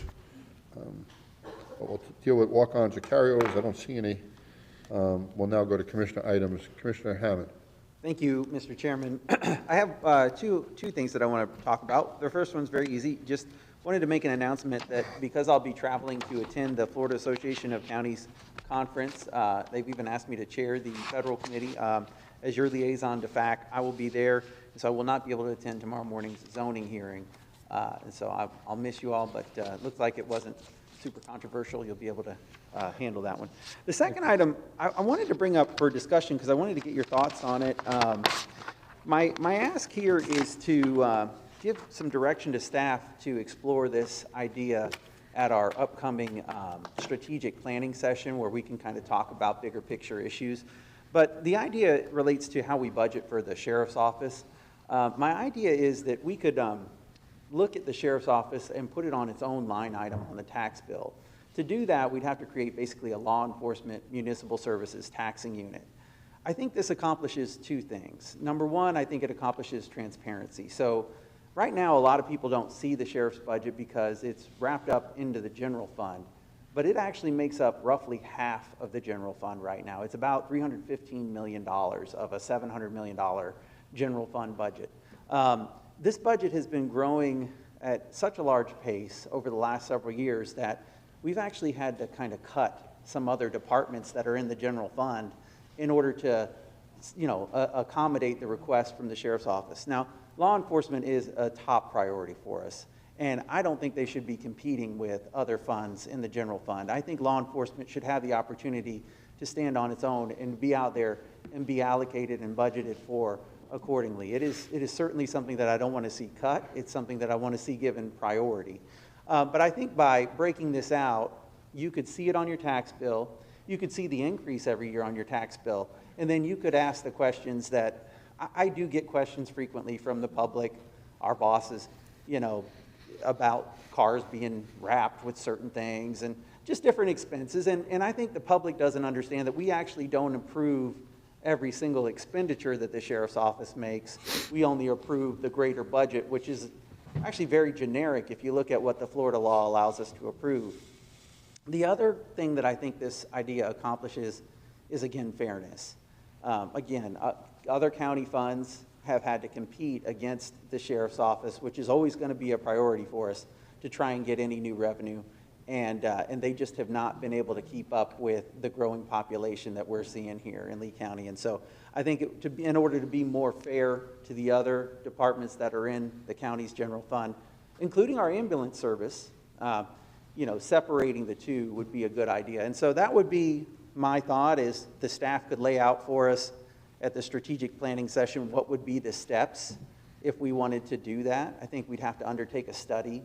I think we'd have to hire a firm that would study what would be the boundaries of the MSTU, who would be included in the MSTU, and how would all the revenue get split up. And so before we spend a lot of money on any of this, I wanted to obviously talk to you all first to see if this is an idea you want to explore further too. Thank you, Commissioner Ham, for bringing this up. A good point. Obviously, we get asked that questions all the time, throughout the community. Obviously, the Sheriff's Department is one of the most visible, constitutional, most active constitutional offices we have here in Lee County. When I looked at it a few years ago, being prior law enforcement, dealt with other Sheriff's Department, other counties in the area that had this funding mechanism, I found pros and cons to that. At the end of the day, we said we can. You're talking about the increases of their budget. Well, that's up to us to say yes or no to that every year when that comes up for the constitutional. So we could say no here at the commission chamber during the budget hearings, or we could also question that too in the future. But I think at the end of the day, it's kind of getting, we'd love to talk about this in the future. I would support talking about it in the future, but it's kind of premature thinking that we're going to be able to control the sheriff's budget. Even that funding mechanism, you're still not to. In other counties that have that, you're not able to control the spending expenditures of that sheriff's budget. That's only how the funds are collected.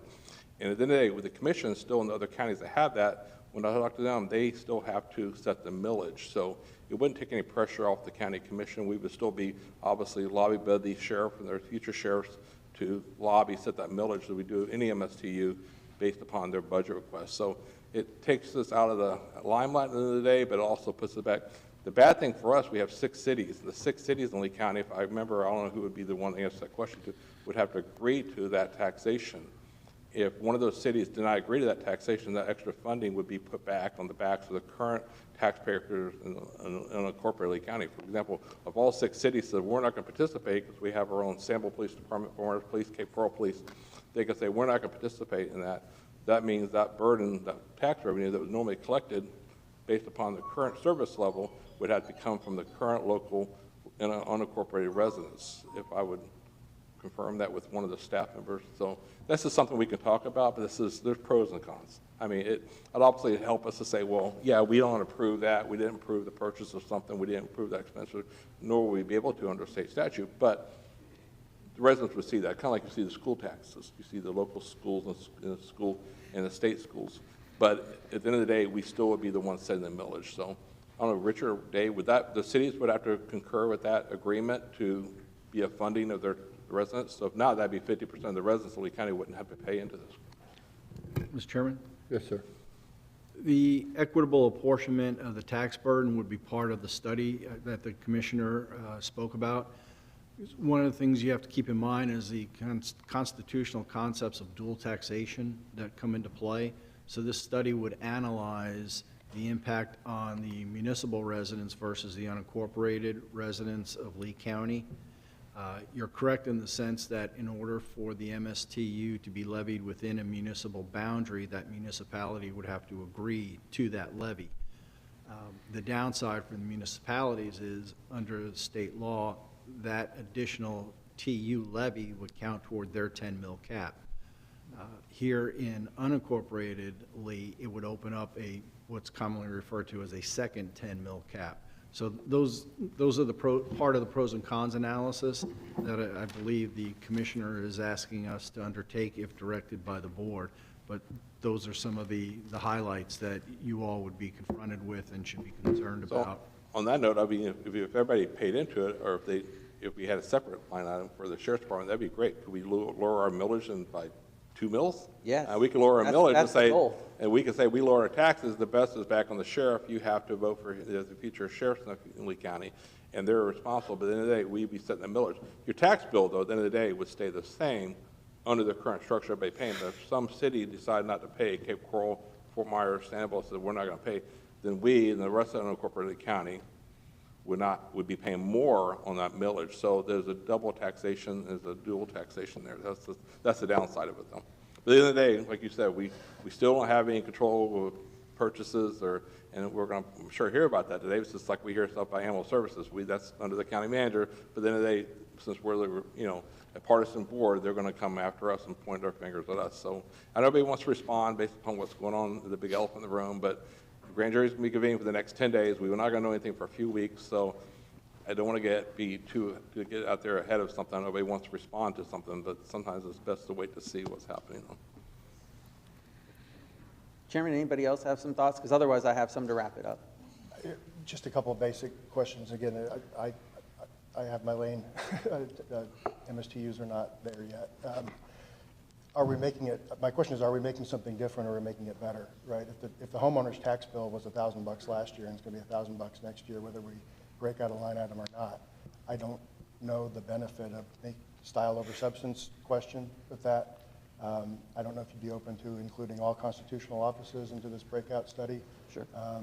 When I went over the budget draft that you guys approved a few months ago, since 2018, everybody wants to talk about the sheriff's budget going up, and it's the largest money share of the deal, but it's gone up 76% since 2018. But my friend Kevin, the clerk of court's budget went up 66% during that same period. That doesn't make as many headlines, but every department spent more money than they used to. My friend Matt Caldwell, their department is relatively most stable. I mean, they were 10 or 20% difference over 7 years. But our population grows. We're going to need more of everything. Some of that's going to happen anyway. But I'm not sure what breaking out those line items, the benefit to the taxpayer is long term. Your whole conversation about how the taxations work, double tax part, I'll defer. But I just don't know if we're making it different or better. So I'm sure the goal is to be better, but I don't know why. Greenwell, any thought? I think it certainly makes some sense. We all want to be transparent. That word is used sometimes ad nauseum. And I want to make sure we are as transparent as we can be. I think, some of the things that are evident is your public safety, whether it's EMS or whether it's law and order, have really gone through the dramatic impact of the budget. It's included a lot of increases, but we've also gone from a population back in 18 to probably less than 700,000 to 850. So I don't know how you keep law and order and do that. There's a lot of conversations that are going on, a lot of speculation. I try to deal with fact. I try to deal with, that and not with conjecture. There's a lot of conjecture out there at the moment. So I support the idea of having a concept. If for nothing else, I think it makes sense in strategic planning to understand what our financial picture looks like, what components these are. And I think some of the restrictions that we do have, I think most people don't realize if we went through a process and we said no, what's the next steps? And I think we need to certainly make sure the public's aware of the possibility of us rejecting such a budget would end up at the governor's office. And quite frankly, at least from what I've been told, the governor would never turn down the request from the sheriff. So, the fact that it's not like Public Works and it's not like some of the other departments we have, the constitutional parts of our budget certainly have certain rules and regulations. I think the better we can do with explaining that and making sure the public understands what we can do. We're policymakers, and you're 100% right, Commissioner Hammond. Approving a budget for $200, $300, $400, $500 million is we do that in generic. It's not like the companies that I run where I have the ability to understand why did office supplies go up, or why did personnel, or why did insurance go up.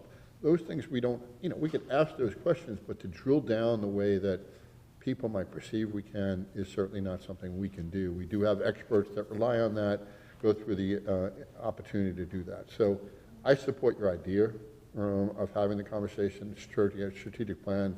I think it's a more appropriate time to at least have the discussion. And for nothing else, it certainly represents a large portion of the budget. But I think Commissioner Mulliker makes some points of increases across the board. So we should have a discussion, certainly about law and order and public safety. Yeah. Thank you, Mr. Chairman. I appreciate it, and I appreciate all of you. It sounds like then we'll go ahead and have the conversation at the strategic planning session, because I would love to just hear more about the pros and cons of it. And, to answer some of the things that have been, talked about today, it's not me trying to control how many bullets the sheriff buys or anything like that. Certainly he is a constitutionally elected law enforcement official. It is his job to deal with that. This is just mainly to talk about transparency, to give people that chance to see how much is the sheriff's budget. I think a lot of times when I go and speak to groups in public, they're really surprised to hear that the constitutionals, the 5 of them, actually get half of their county tax dollars, and the commissioners at the end of the day have no enforcement over those budgets. Sure, we approve them, but we have no real enforcement, and those 5 constitutionals actually have several means of appealing if we do say no to them. Because people say that, well, just say no to them. Well, it's not that simple. They actually have means to appeal to us, to different entities, and half the time we could get overturned on those appeals at least. So, and then the other thing, as far as being a city resident, I'm a city resident. I pay a lot of taxes to the city of Cape Coral, and I'm proud to be a Cape Coral resident. I certainly would love to see how much am I spending for the sheriff's office on top of how much am I spending for my Cape City taxes, which also fund a full-service police department as well. And so, again, I don't think you ever go wrong by giving the people at home more information so that they can ask more questions about where their money's going. And that's what I think that accomplishes. So thank you very much. And that concludes my item. Look forward to having the conversation at strategic planning. Do we need a motion, sir? No, sir. If it's the board's consensus, we're comfortable with the direction that we've received from the dais. Okay. Thank you. Thank you. Commissioner Pendergrass. No item. Mr. Mulliker. All good. No item. I do have an item about the Value Adjustment Board, and I do need to make a few appointments to that. So I have one of those too, sorry. Huh? I have one of those sheets too, sorry. Oh, okay. I'll switch back to you. No, let me.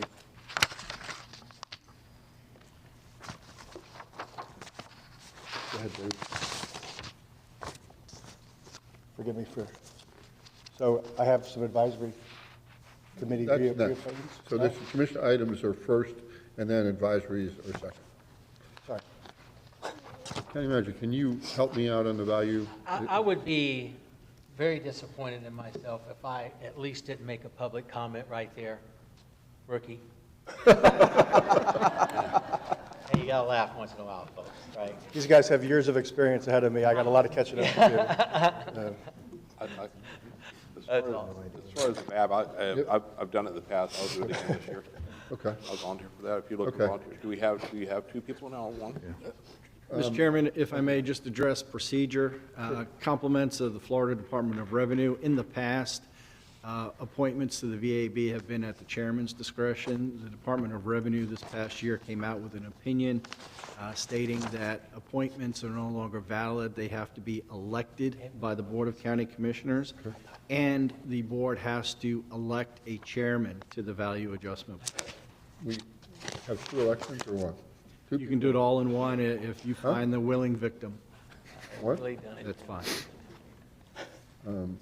It would be one motion for 2 members, one of which would serve as the chairperson. I'll make a motion to have Commissioner Pendergrass be chair. And then who would be the second member? I'll second. But you also need a second member. I need a second member. I'll second. You'd like to do that? Commissioner Greenwell. You want to be the second member? Rookie. Motion for Commissioner Pendergrass to be chair, second for Commissioner Greenwell to be that. Any public comments? See none, I'll close public comments. Any other discussion? This is an election. I want to hear your campaign speeches. Let's go. Well, why should we pick you, Mike? Mr. Chairman. This is the election we're all trying to hide from. Any objections? Motion carries unanimously. Thank you, sir. Next, I'll go on to committee appointments. Commissioner Hammond. I have none today, Mr. Chairman. Pendergrass. I have none. Pick me. So Charlotte has me trying to give you these sheets and then read these names. So good morning. I'm going to make the following reappointments to the local planning agency. I nominate Henry Zuba and Stan Stouter to the LPA. Second? Motion is second. Any public comment? Seeing none, I'll close public comment. Bring it back up to the commission. Anyone opposed? No one opposes. Motion carries unanimously. Next. Okay, my next appointments are for the Palmetto Point Special Improvement District. I have Ms. Kathleen Truax, Martha Lambert, and Elizabeth Bernstein. Second that? A motion is second. Any public comment? Seeing none, I'll close public comment. Any other discussion? Anyone opposed? Motion carries unanimously. And last but not least, I have a San Carlos Street Lighting Unit appointment, Joanne Semmer. I'll second that. Second, motion and a second. Any public comment? Seeing none, I'll close public comment. I'll bring it back up to the commission. Any other discussion? Anyone opposed? Motion carries unanimously. Commissioner Greenwald. Thanks, Chairman. I actually have 6 reappointments. The first one is Edward Clark to the Lehigh Acres Street Lighting Unit, District 5. You can read them all. Sir? You could read them all. Read them all off? Okay, thank you. Next up will be Patricia Geis, Waterway Shores Street Lighting Unit Committee. Reappointment for Mohammed Yassin, Lehigh Acres Street Light Unit. A reappointment for Robert Johnson, Waterway Shores Street Lighting Unit. Also a reappointment for Gerald Kramer, Waterway Shores Street Lighting Unit, and James Chazelle for Waterway Shores Street Lighting Unit. Second. Motion is second. Any public comment? Seeing none, I'll close public comment. Any other discussion? Anyone opposed? Motion carries unanimously. I have one reappointment, Patty Bender, to the Tropical Point Park O&M. Second. A motion is second. Any public comment? Seeing none, bring it back up to the commission. I'll close public comment. Any discussion? Anyone opposed? Motion carries unanimously. Thank you, gentlemen. County Manager item.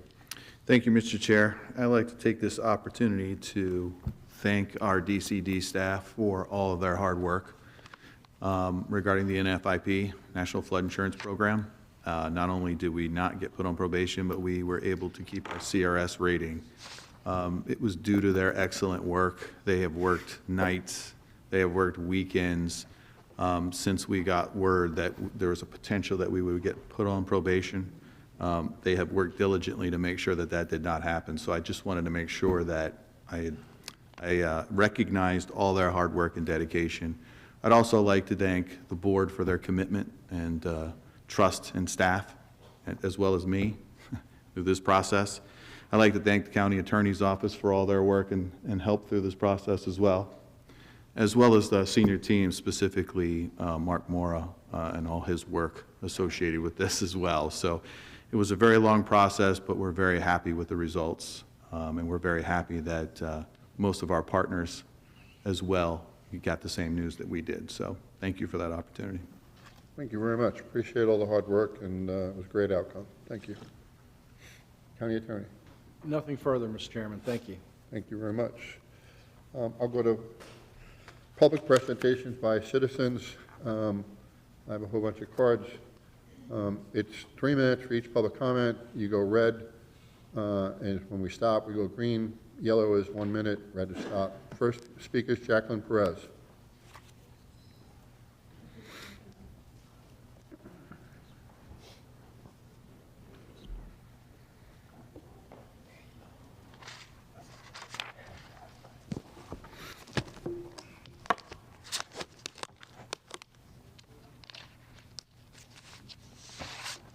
Good morning, Commissioners. My name is Jacqueline Perez. I want to thank Kevin Carnes for inviting me to come here today.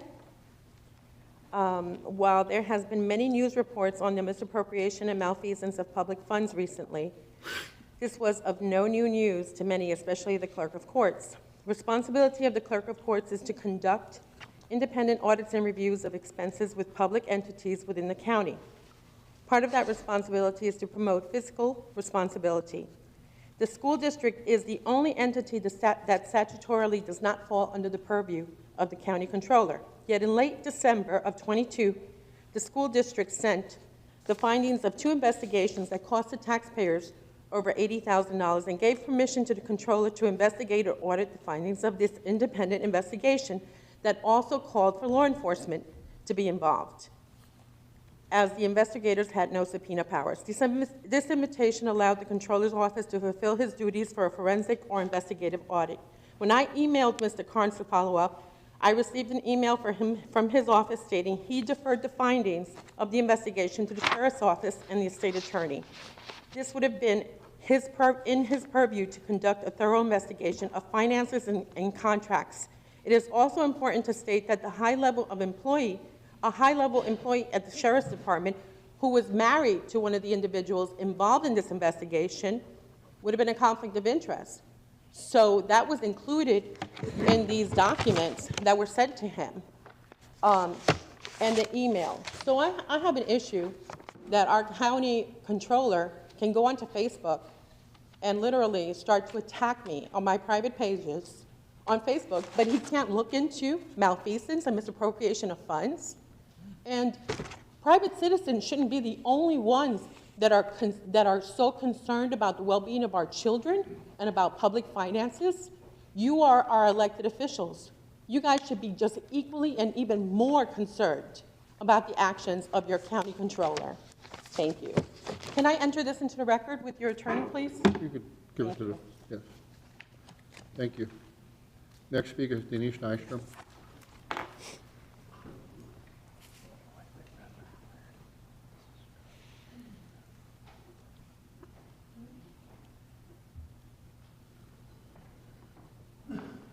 Good morning, Commissioners. Denise Nystrom, Lee County resident. I'm here today to address our District Clerk of Courts and Comptroller, Mr. Kevin Carnes, who during his workday yesterday found the time to correspond with me and others on a Facebook post that expressed concerns about audits and investigations that should be occurring in Lee County. So let's talk about audits and investigations. When police officers are called to a scene, let's say an example of domestic violence, they show up and they have to make quick determinations about what is going on. Was the call valid? Is there somebody that's a victim of domestic violence? Is something more happening? Do they arrest somebody? Not necessarily. Their decisions are based on astute observations and investigation, and that investigation starts immediately. The investigation either rules in or rules out what happened to determine the truth. Mr. Carnes, as a clerk of courts and comptroller, you are one of very few people that can order audits and investigations. First, there was, last year, there was 4 state representatives that wanted an investigation of the FEMA funds, and a letter was sent to Mr. Carnes to have that occur. It did not occur. This year, before the election, Mr. Tommy Doyle, the supervisor of elections, it came to light that he was having a workplace affair, and when the ex-lover filed an EEOC complaint, he gave her severance pay for several months, and you overlooked that investigation. Now there's a situation going on with the Sheriff's Department, and it took you months to send a letter to the county commissioners. In your capacity as a controller, investigations should begin immediately. And I suspect that there are reasons why audits and investigations do not occur in this county the way that they should. And I believe that is because many of the elected officials share the same campaign manager. 4 of you, with the exception of Commissioner Prendergast, have PACs. He also does not have that campaign manager, and you're all invested in each other's welfare. If you are going to lead our county with integrity, then I am asking you to please conduct investigations appropriately. Thank you. Joe Phillips.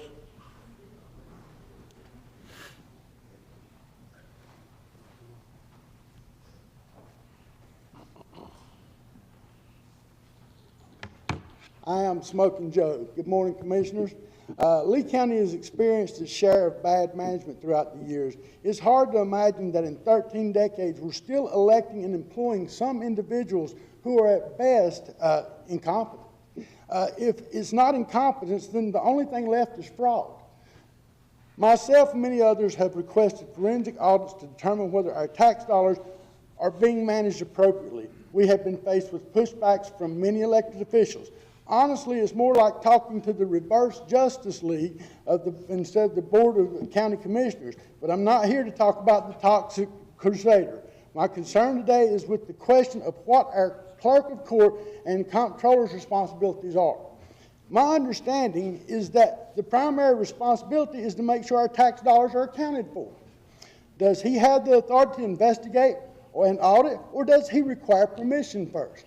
And if so, from who? Elected officials have called him the clerk that does audits. And I've also heard a few elected officials refer to him as the new Bigelow, and we all know how that played out. We have valid concerns that have been neglected.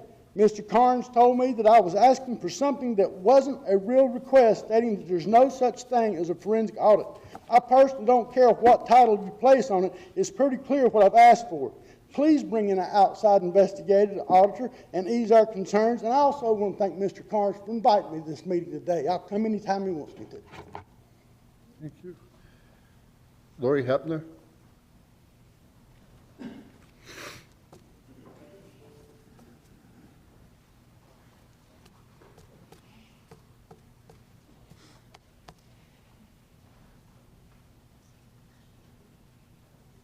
Good afternoon, Commissioners. I would like to commend everyone for doing a spectacular job I live on Fort Myers Beach during the hurricane seasons, and I'm so grateful for all the outpouring of help. That being said, I feel that Pablo Adorno, Director of LCDS, he has one of the highest salaries in all of the county, and I feel like he's not accountable for anyone to anything, and so I'd just like to know. I asked you the question before: who appointed him, and why was he appointed? What is his background in? And so I'm asking you, do you have that information for me today? Okay, the next question is with SNP. Okay, in Collier County, they have a program called SNP, and they've been very successful at spaying, neutering the animals in their county. I would like to know if Lee County could do something comparable to that to try to get a handle on the animal situation. And then also, you know, I just really feel for these pets. And if there's something that we could do that could get a handle and help them, I'd be for it. That being said, maybe there are warehouses downtown that could be purchased and made into a larger facility. The current facility that we have has not been updated or has not changed since it was bought in 1990, okay, or thereabouts. And so I would like for you to, you know, consider that, and that's all I have to say. Thank you so much, and again, great job. Okay, thank you. Thank you. Steve Higgins?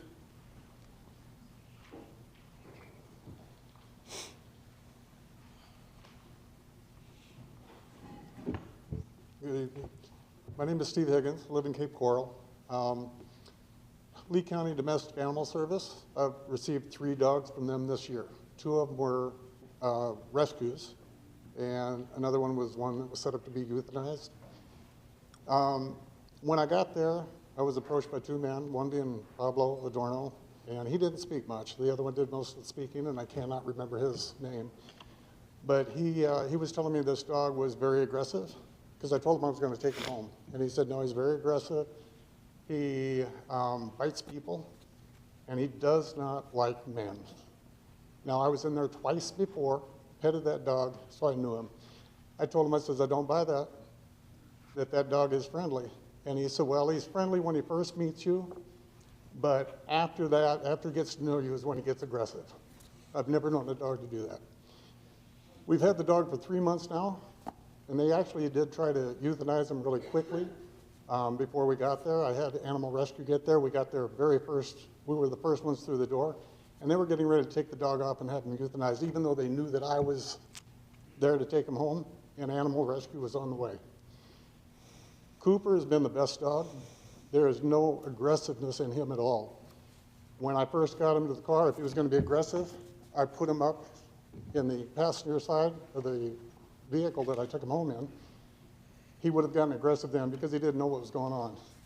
When I got in the driver's side door, that dog crawled in my lap and sat there for 25 minutes.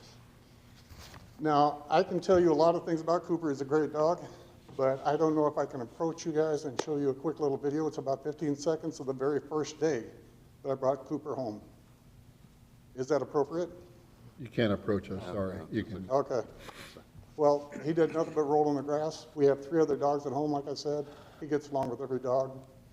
It would have been a big miscarriage of justice if that dog had been euthanized. There was no reason for it other than he had been in there for 3.5 months. And you guys really need to seriously look at that place. Okay, thank you. Thank you. Cheryl DeVault? Cheryl?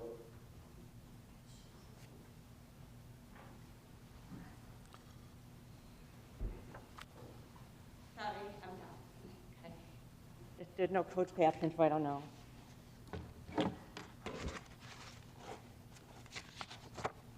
Good morning. I am here to address our concern with Lee County Animal Shelter. There's a common misconception that sheltered cats and dogs have been abused or mistreated. That are not the case. Dogs and cats end up in shelters for all kinds of reasons. Some come from loving homes, death of the family, hoarding situation, or financial difficulties. But most importantly, irresponsible owners with no education and owning a pet. They seem to fend for themselves. These dogs are in the shelter with no fault of their own. Sometimes it's shared by pure laziness by the owners. Should these pets be killed? Absolutely not. Our main goal is to establish a no-kill shelter and another shelter. Provide a temporary 24 to 48 hour shelter at the police station.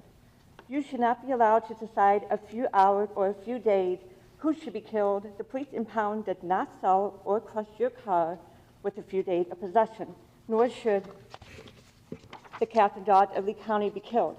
A lot of these dogs can be repurposed. They can be put to use as service dogs for people with disability, helping with medical conditions, bomb and drug detection, search and rescue dogs.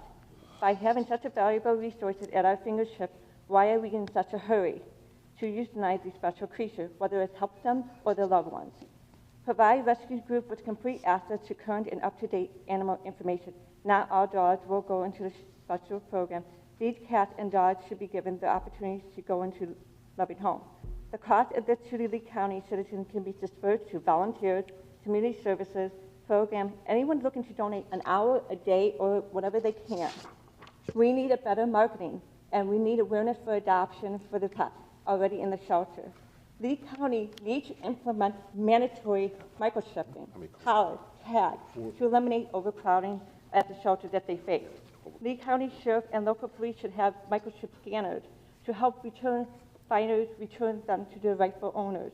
We need webcam for public access at the shelter to allow people to search for their lost pets. This shelter needs to have comprehensive behavior program, daily animal care standard, and multi-level trained handlers programs. We need to extend the hours of operation to allow for the owner to come and get their pets. The shelter needs to have more fundraising events to assist with adopting the pets. A shelter dog, even without having to be abused physically or harmed, has been through a lot emotionally. Abandonment causes fear living in the shelter, isolation, confinement, loud noises, strange and unfamiliar smells, death, and a complete shift in what is normal. They get disorientated and see pets leaving and not returning, causing them to shut down and starve themselves. From anxiety to fear, they do not deserve to be killed. It is time we start to take action and save these beautiful creatures. Thank you so much for your time. Let's make a difference. Thank you. Deborah McDonald?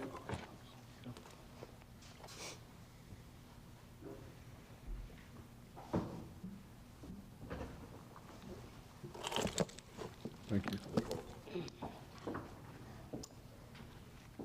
Good morning, Commissioners.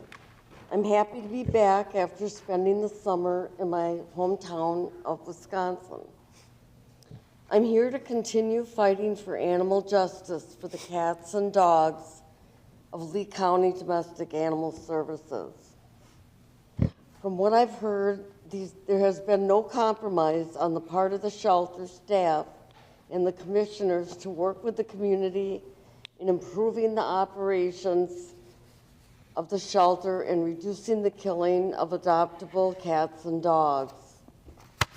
Again, I just want to tell you that we aren't going away. We will not stop because all life matters and we can do better. See you again at the next meeting. Thank you. Linda Schelmer, if I may.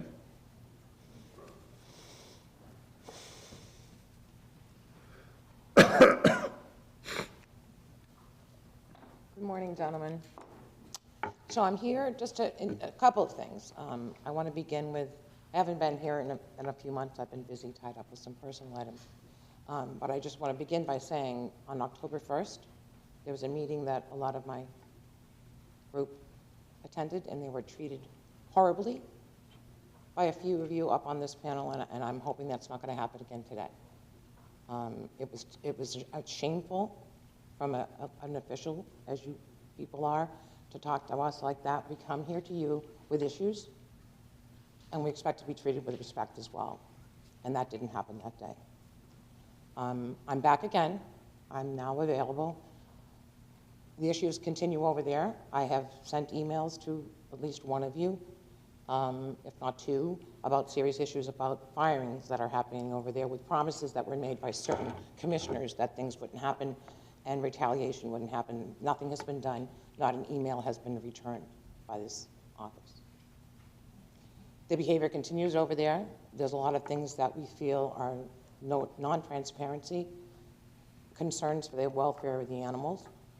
My biggest concern lately, I had gotten some copies of some issues with the Animal Care Trust Fund and about expenditures and money given and spent out. None of it makes any sense.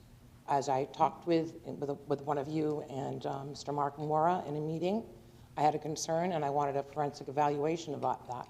That has not happened, and whatever's going on with it makes no sense. There needs to be a serious overlook on the budget and the use of the budget and the use of our Animal Care Trust Fund to balance their budget. And that's pretty much all I have to say today. I'll be back in a couple of weeks with a few more issues, but that needs to be looked into forensically. It's a serious concern, and a lot of money goes in and out of there that doesn't make any sense, and it's not helping the animals. Thank you. Thank you. Cindy Friedrich?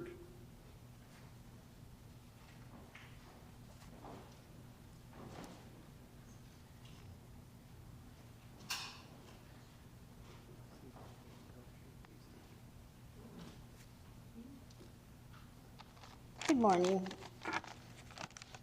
1, 2, 3 days is all a non-chipped dog has before he is euthanized at LCDAS.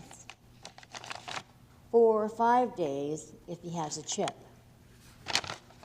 Cats are euthanized the minute they come in if they have no chip or identification on them. These animals, most of them are people's pets that have gotten away. They're out looking for them. They're advertising everywhere. They got other people looking. And then they start checking shelters. By the time they get there, their pets are put down.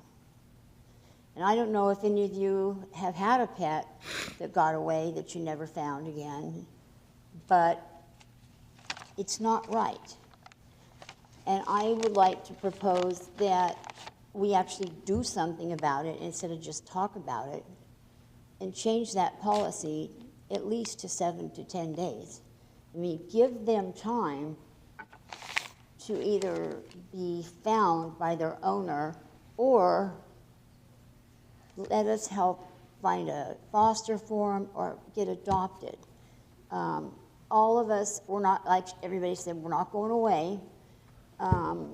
we come, but this is my first time.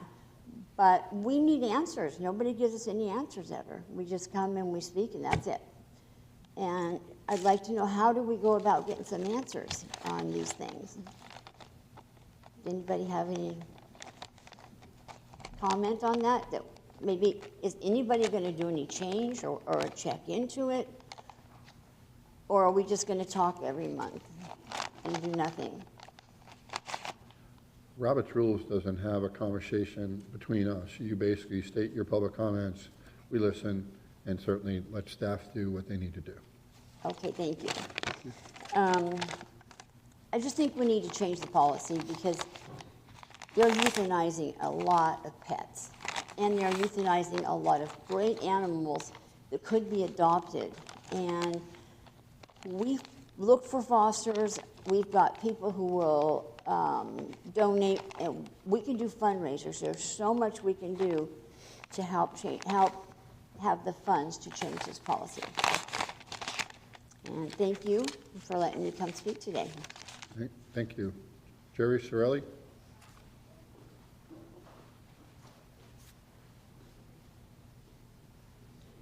Last but not least, good morning, commissioners. I see one smile.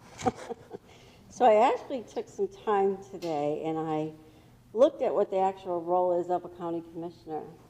Okay, so here's some of the things that I found. A commissioner oversees entire operations and activities within their jurisdiction or department, implementing strategies and ensuring performance goals are met. They also connect the company government entity or organization they work for with the general public or members they serve. Commissioners often create and execute strategic plans. The plans dictate the action needed for organizations to reach specific goals and be successful.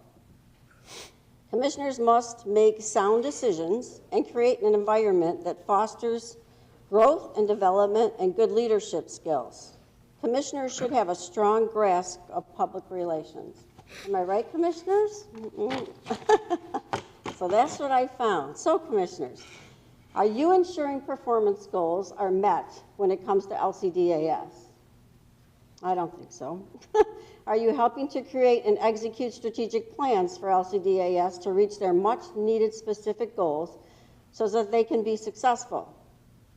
Are you making sound decisions and creating an environment that fosters growth and development? Are you truly showing good leadership skills, commissioners? Do you have a strong grasp of public relations? We, the people of Lee County, think not. You know, this is our group here, but there are so many people in Lee County that feel like we do, that have been reaching out, crying out, emailing, calling, and for the life of me, I cannot figure out why not one of you has ever just said, you know what, Jerry, we can't do everything, but let's sit down and just talk about what we can do. There are changes that need to be made. Why is it? And you know what everybody's told me? The commissioners just don't care, Jerry. Don't you get it? They don't care. This is what the people of Lee County think, okay? Is that the image that you like to portray, that you want people to think you just don't care? Because I have sat down with a couple of you, many of you. I have done everything. We have done everything. And again, I just can't figure out why you guys are not listening, why you're not hearing, why you're not helping us to make changes. It's a big deal. So, I'm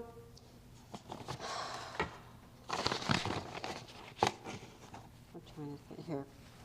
Yeah, so anyways, I started a petition a couple of weeks ago that says we, the people of Lee County, are demanding the county commissioners' help. We have gotten almost 1,000 signatures in less than 2 weeks.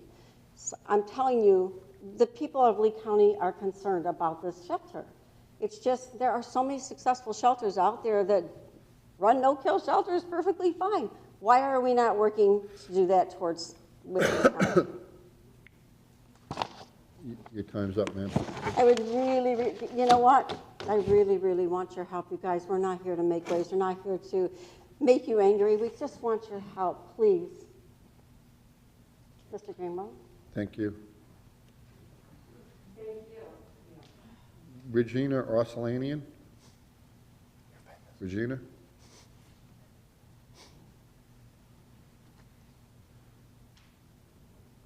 Mark Dubai? DeBay? Any other public comments? Appreciate it. Marcia Ellis for the record. Can I get the document camera back up, please? I'm just going to wait while she's pulling up the document camera. So unfortunately, just yesterday in the news, it was reported that there was another drowning of a child in Lee County in a pond. Though we have advocated, or members of the public and groups have advocated for a Children's Services Council in the past, we don't have one. But what we do have is an April 2024 report that was prepared by Palm Beach Children's Services Council, if you would shrink that. And I urge each of you to please, as well as members of the public, to check out this study on the rise of drownings of children with autism in the state of Florida. This is increasing exponentially, and this is a true concern. So I'm going to share with you some of the statistics. In the age group between 3 and 18, 44% of the children who have drowned have had autism. When we turn it over and we check out the back, we can see that between the ages of 5 and 18, 58.8% of the children who have drowned have had autism. And so it's no mystery that we have a lot of water here in Florida. It's no mystery that many, many people have pools. But we have a nexus here when we talk about how we develop communities, how we develop neighborhoods, especially with the number of multi-residential units and increasing density going into this area. Because when we take a look at the statistics, it is clear that ponds are a huge driver in the number of deaths. Now, I ask that we reconsider the liabilities that come with putting these stormwater ponds, which are not natural, into our environment in these developments. They don't do a good job of improving our water quality and protecting us, and they are a liability that increases over time and represent a clear and present danger to the folks who are living there, particularly vulnerable populations, ill-placed ponds in places where people crash their cars. I know we had 5 young people lose their life. This is routinely a well-known hazard in our community that is not being properly addressed. In the study, there are some recommendations that have been made about what we can do to address this problem. So for me, it's a community development issue to try to put in things that do a better job and don't create a hazard for communities, that we get real in looking at the liabilities that these ponds have, and there's some, and coordinate with fiddlers in the school district to work on getting alarm systems available to our at-risk population. Thank you. Thank you. I still have 2 cards, sorry. Mary O'Bannon.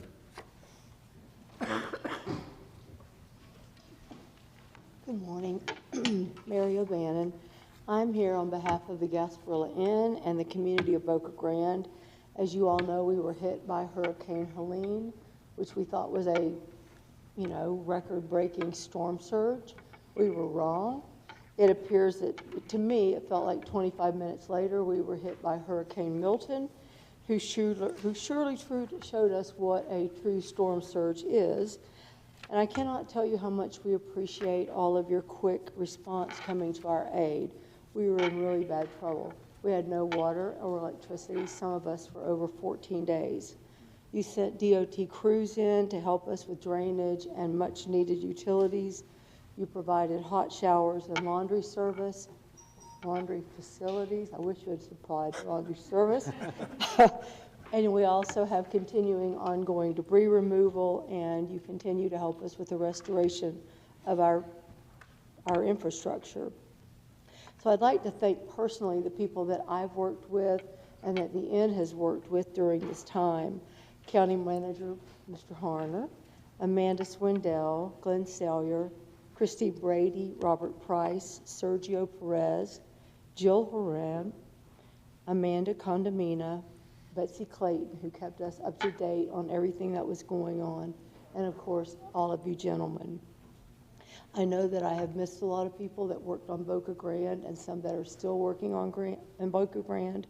However, I want everyone to know that none of the expertise and the assistance, and especially the kindness, because we were so stressed, has not gone unnoticed by the Gasparilla Inn and the people of Boca Grande. We still have a really long way to go to restore the island businesses, and residential homes. But everything you have done and that you continue to do has not gone unnoticed. There is no quick fix to any of this. We know we're in it for the long game, but if I can facilitate or help any of you on our end, please reach out to me. I'd be happy to help you. The inn and the island residents of Boca Grande all acknowledge that we would not be where we are right now if it weren't for all of you helping us. So thank you very much. Thank you. Michael Allen.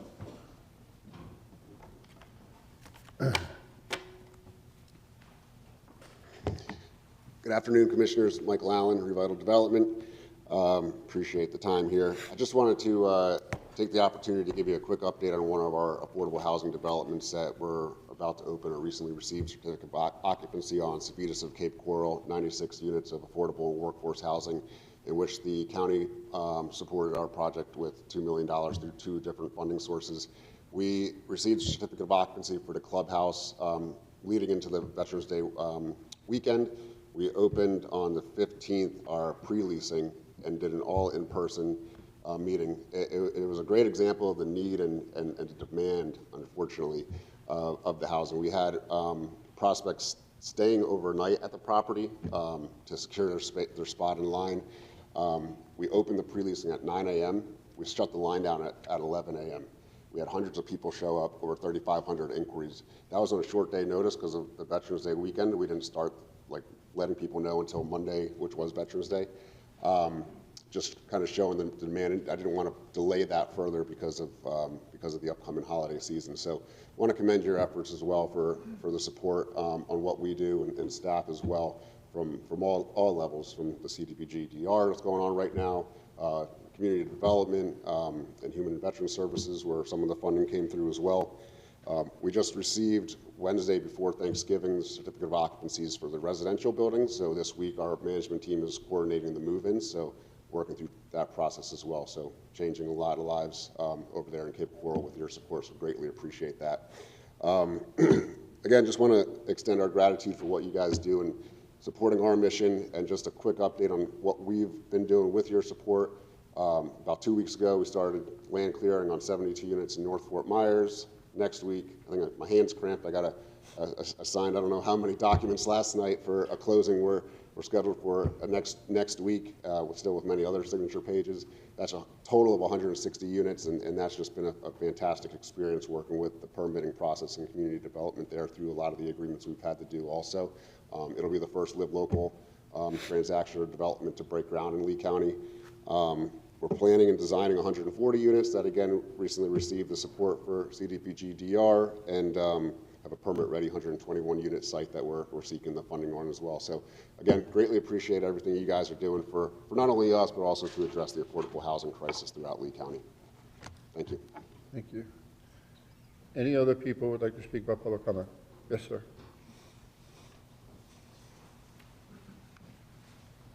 Good morning. My name is Daniel Becker. I'm a resident of District 2.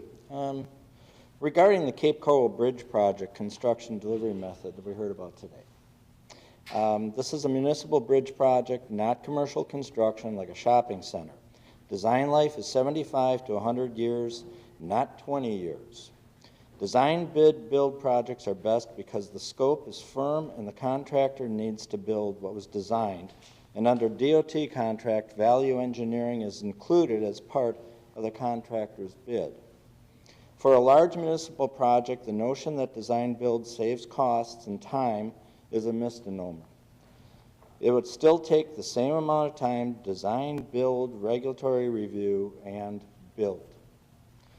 Design-build is most desirable for contractors because they control the design team, can implement cost savings after bidding, giving 50 cents on a dollar back to the owner, and have less designer and owner oversight. If you are concerned about cost and time, allocate an adequate contingency and have in the contract incentives for time savings and penalties for delays. Probably not a good idea to dip your toes into design build on a $500 million project. Look closely at the delivery method for the Cape Coral Bridge project, and don't be swayed by promises and false narratives. It is good to ask for more information, but at the end of the day, trust your professional DOT staff recommendations. Thank you. Thank you. Any other public comments? See none, I'll bring it back to the commission. I did have one item, and I'm not looking to extend this any further than we are, but I know we're moving along, and I appreciate the comments about the CBDR. I know we're not having a meeting in December, and didn't know if there was potentially an option to have another meeting in December to move forward with the CBDR and what's remaining. I don't know, and it's just an open question. I don't mean to put you on the spot, Dave, but I did.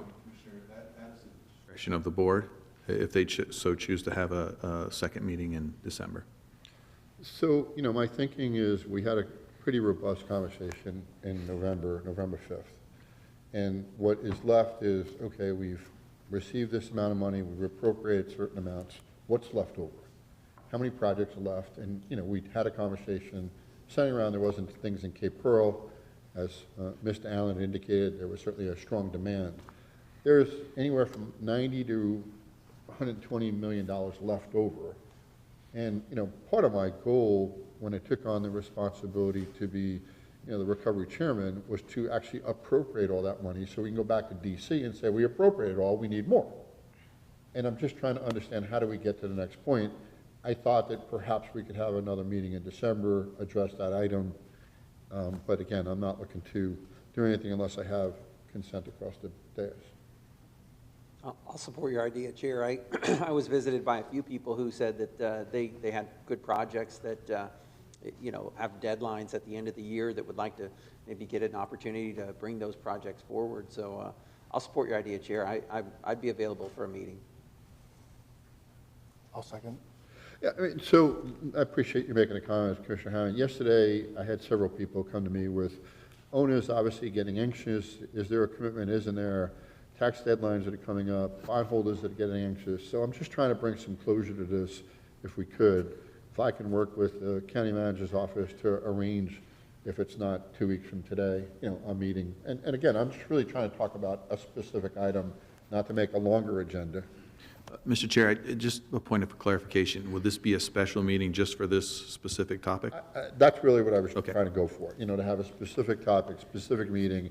It addresses a lot of owners that have anxiety, bondholders that have anxiety, developers that have anxiety, and quite frankly, I'd like to be able to continue to address the affordable housing need that we have here in the county. The sooner we appropriate the money, in my opinion, the better we can go back to DC and talk about potentially addressing the unmet need and trying to get some more funding. That's really what, it's just specific in nature. I'm not looking to have, it's really, I'll call a special meeting, but I just want to get the temperature of the board. I want to talk to you. Can I just ask a point of clarification? Sure. Are these, I was not part of the meeting where you guys did $170 million list. Are these other people that were down on that same list that have already gone through this process that we're talking about? Yeah, so the list is to, what I have vision is, as we talked on November 5th, talked about obviously trying to understand how much money we've appropriated, how much money is remaining, the items that are on the list that obviously the committee went through and scored, and really to have the appropriate allocation. I did see to the, hopefully I've answered your question. Yeah, these are ones that didn't make the cut last time. Correct. Right? But they're on I that did see the same county attorney process. Okay. trying to get a word in, and I don't want to do something wrong. Thank you, sir. Again, just in terms of clarifying, might the board consider staying on its regular meeting rotation and perhaps identifying the 17th at 9:30 for a special meeting? I'll make a motion for a special meeting on December 17th at 9:30 to finalize and bring back the CBDR where we are and see what we can do to potentially appropriate the rest of the funds. I'll second that. Motion and second. Any public comments? Seeing none, I'll close public comment. Any other discussion? Anyone opposed? Thank you, County Attorney. Motion passes. Any other issues before us? I'll call for an adjournment. Thank you.